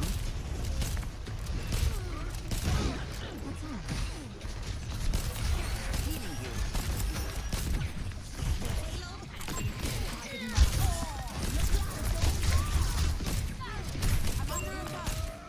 Covering you. Fuck, blocked it.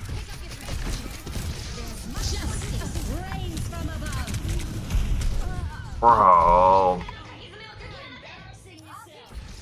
Justice reigns from the heavens.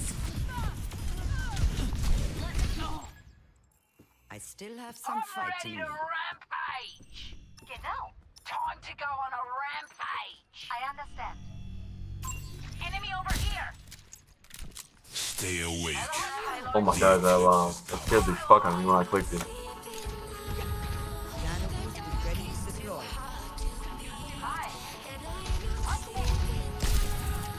Hunting them down.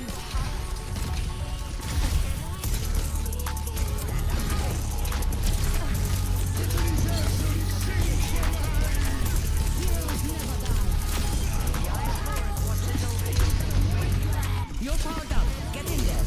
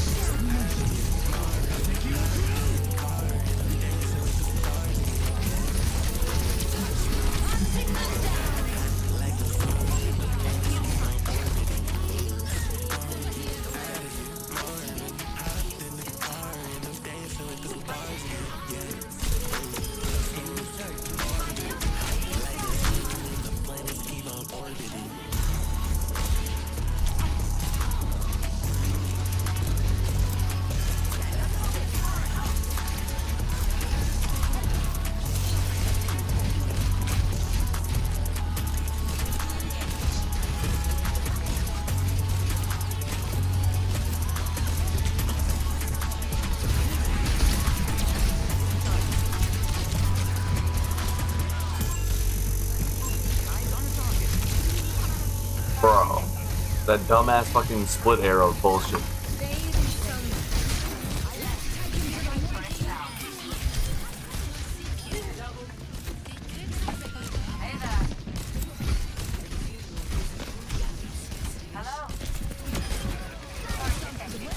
You're powered up. Get in there. None of you can stop me.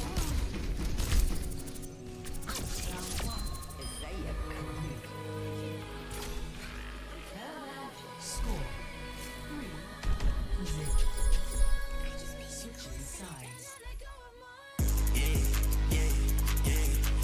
Everybody thinks the world is ending.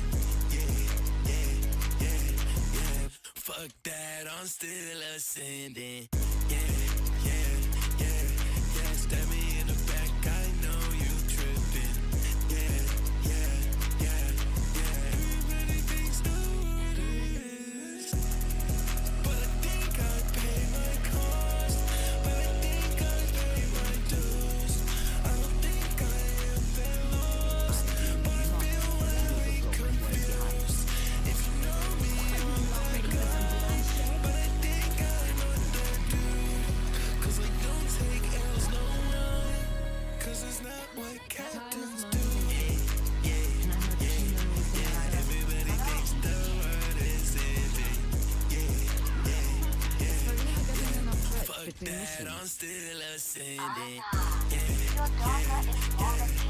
Stab me in the back, I know you tripping. Everybody thinks the world. 4, 3, There is no going back. attackers. Don't think and I don't listen. I don't think I don't listen.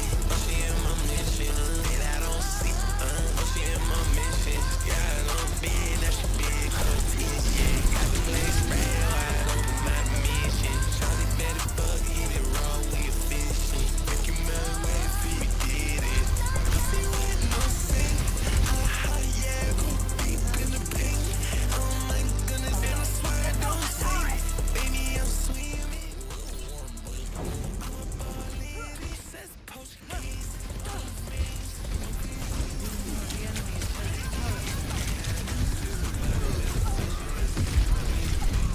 Oh my god, I'm getting dog walked.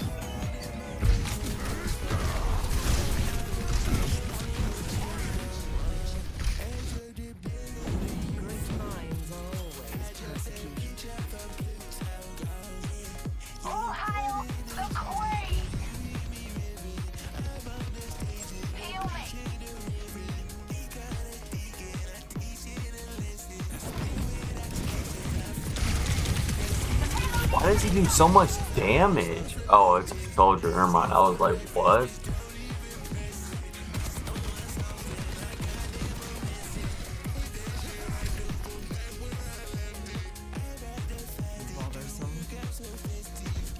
Group up. Enemy turret ahead. Heroes never die.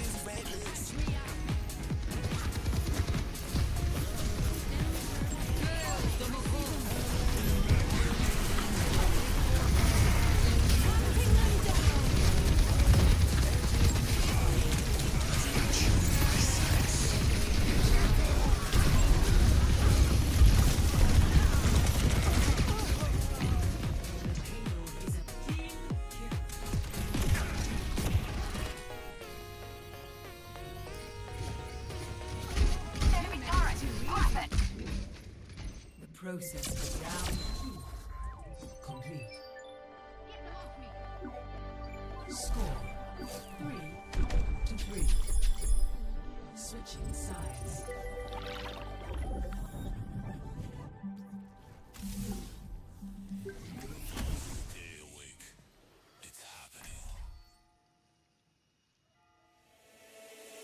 But it's very easy to get caught in the portal. If you get caught in the portal, you'll land with fire.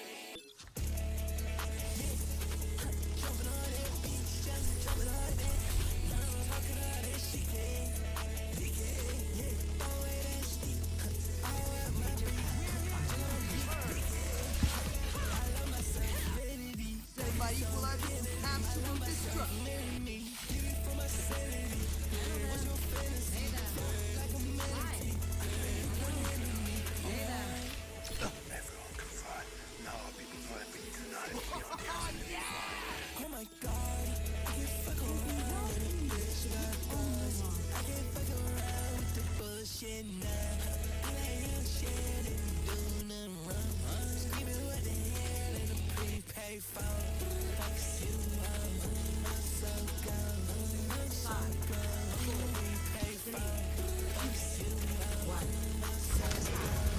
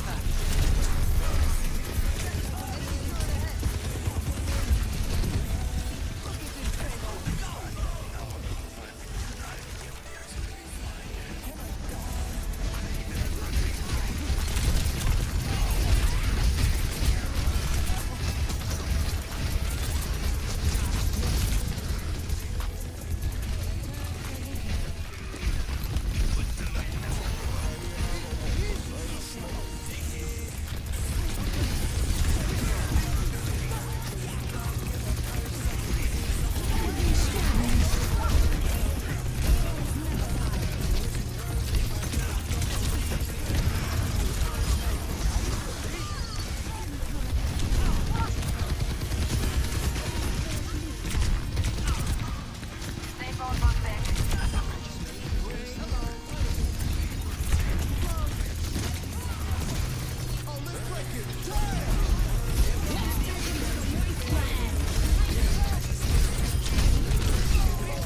How? How?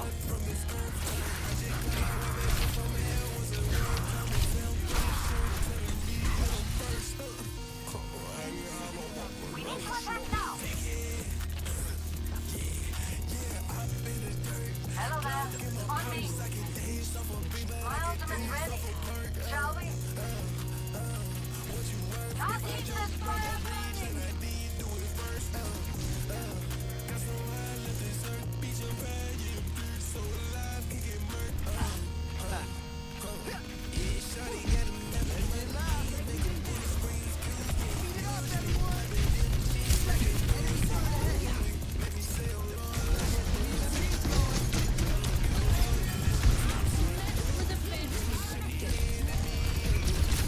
Hunting them down.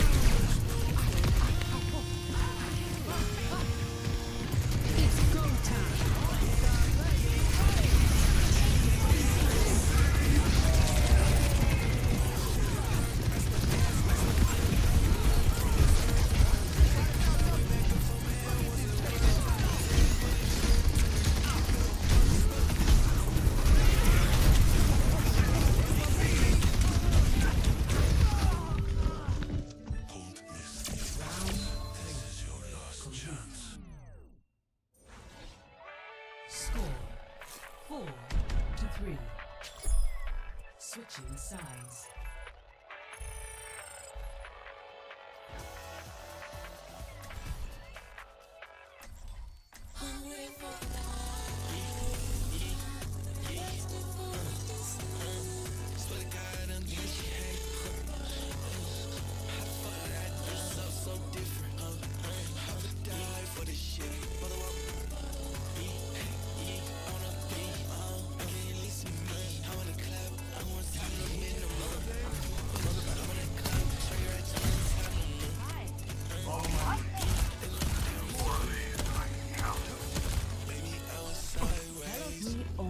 We all have.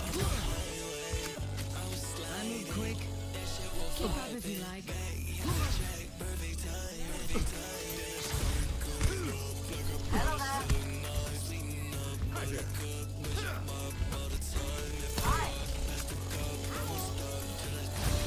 My turn.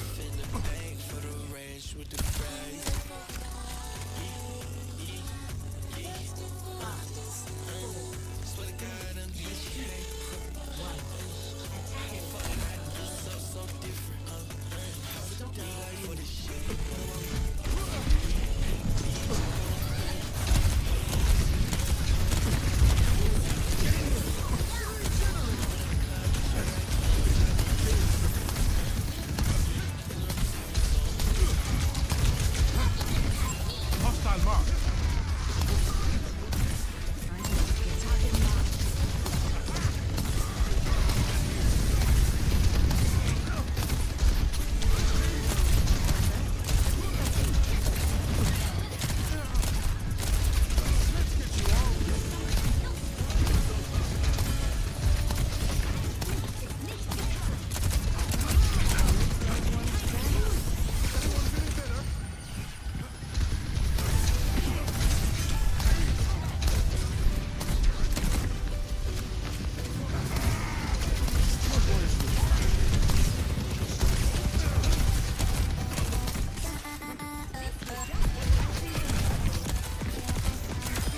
Describing indefinite range.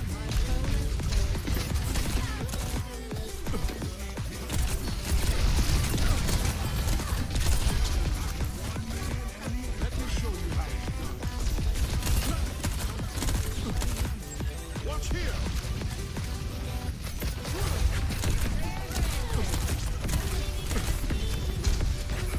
Off the roller. I'm getting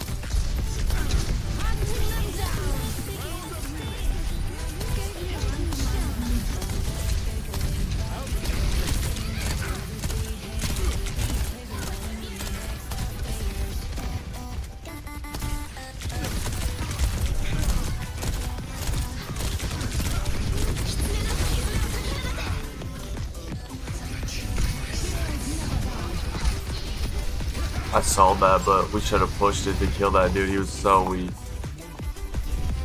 Then we would have had a choke point.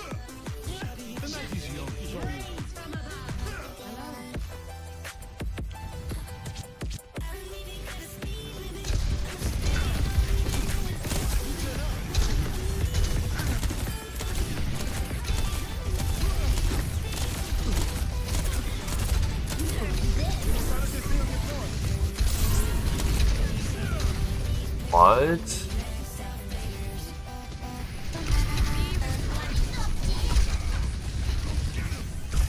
Tactical visor activated.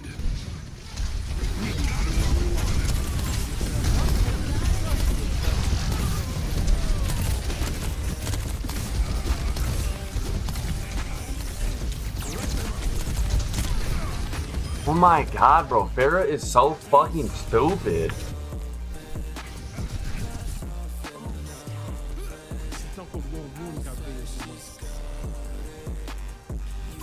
Tango spotted.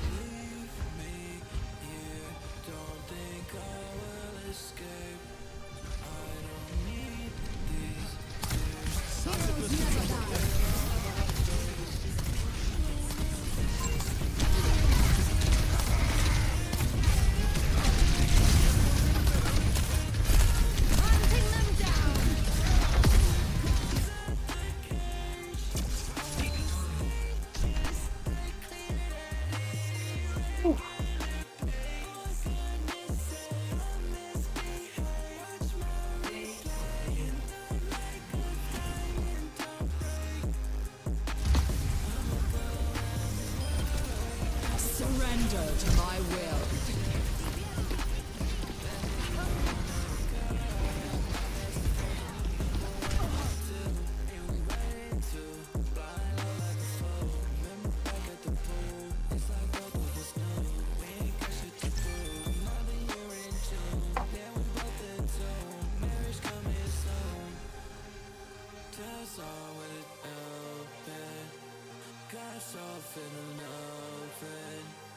I swear she's got it.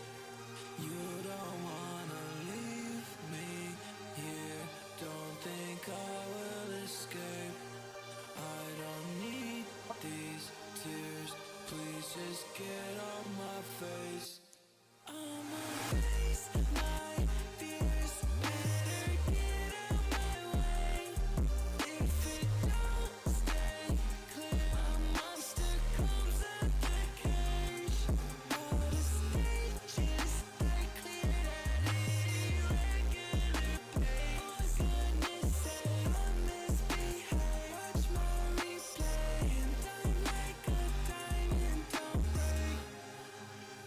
I'ma go around the world and I'll be tempted if I with you. Baby, you are my girl. You're my best friend, number one, not two. And we ran into blind out like a fool. Remember back at the pool, it's like both of us knew we ain't got shit to prove. Another year in June, yeah, we both in tune. Marriage coming soon. Yeah,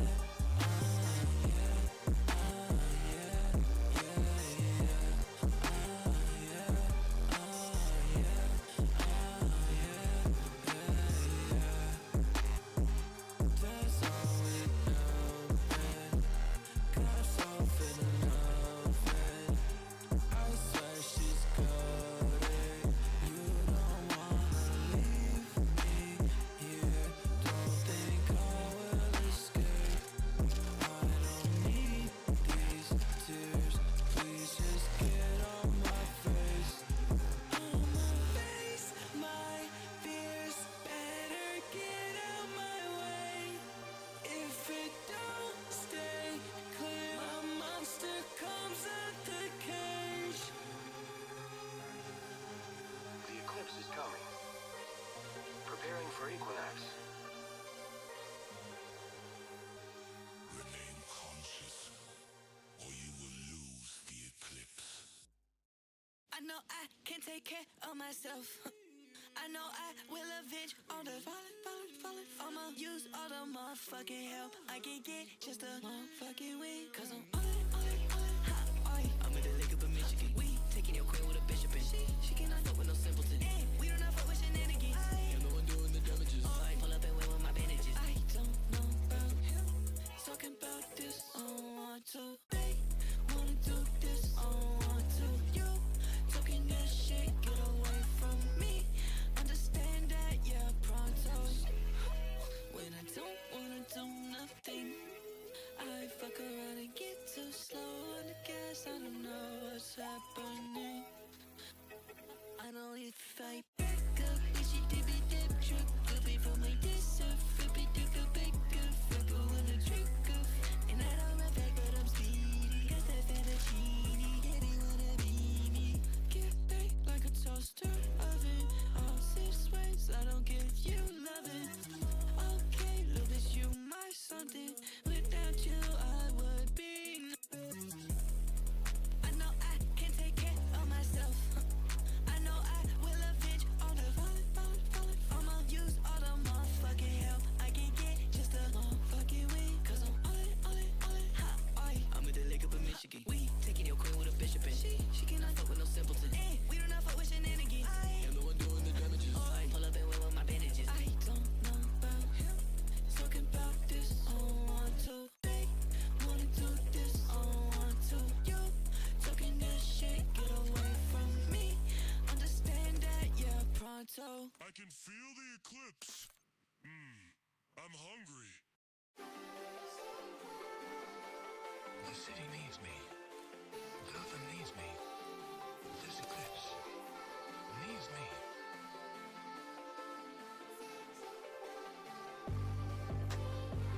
Hey, whole lot of money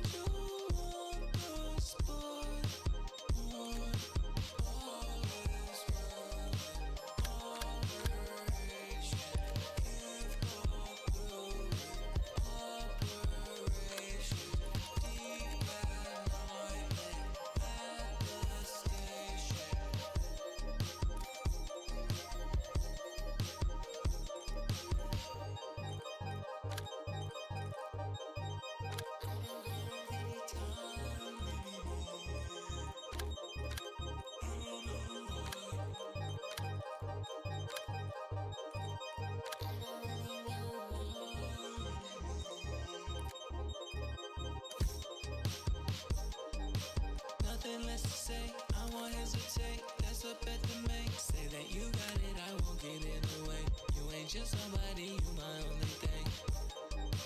Just another day, must have had my way, cause I can't complain. Put me in. I'm in the lobby, I'm about to do my thing. Auto-tune on me, cause I can't really sing. Time to get to work.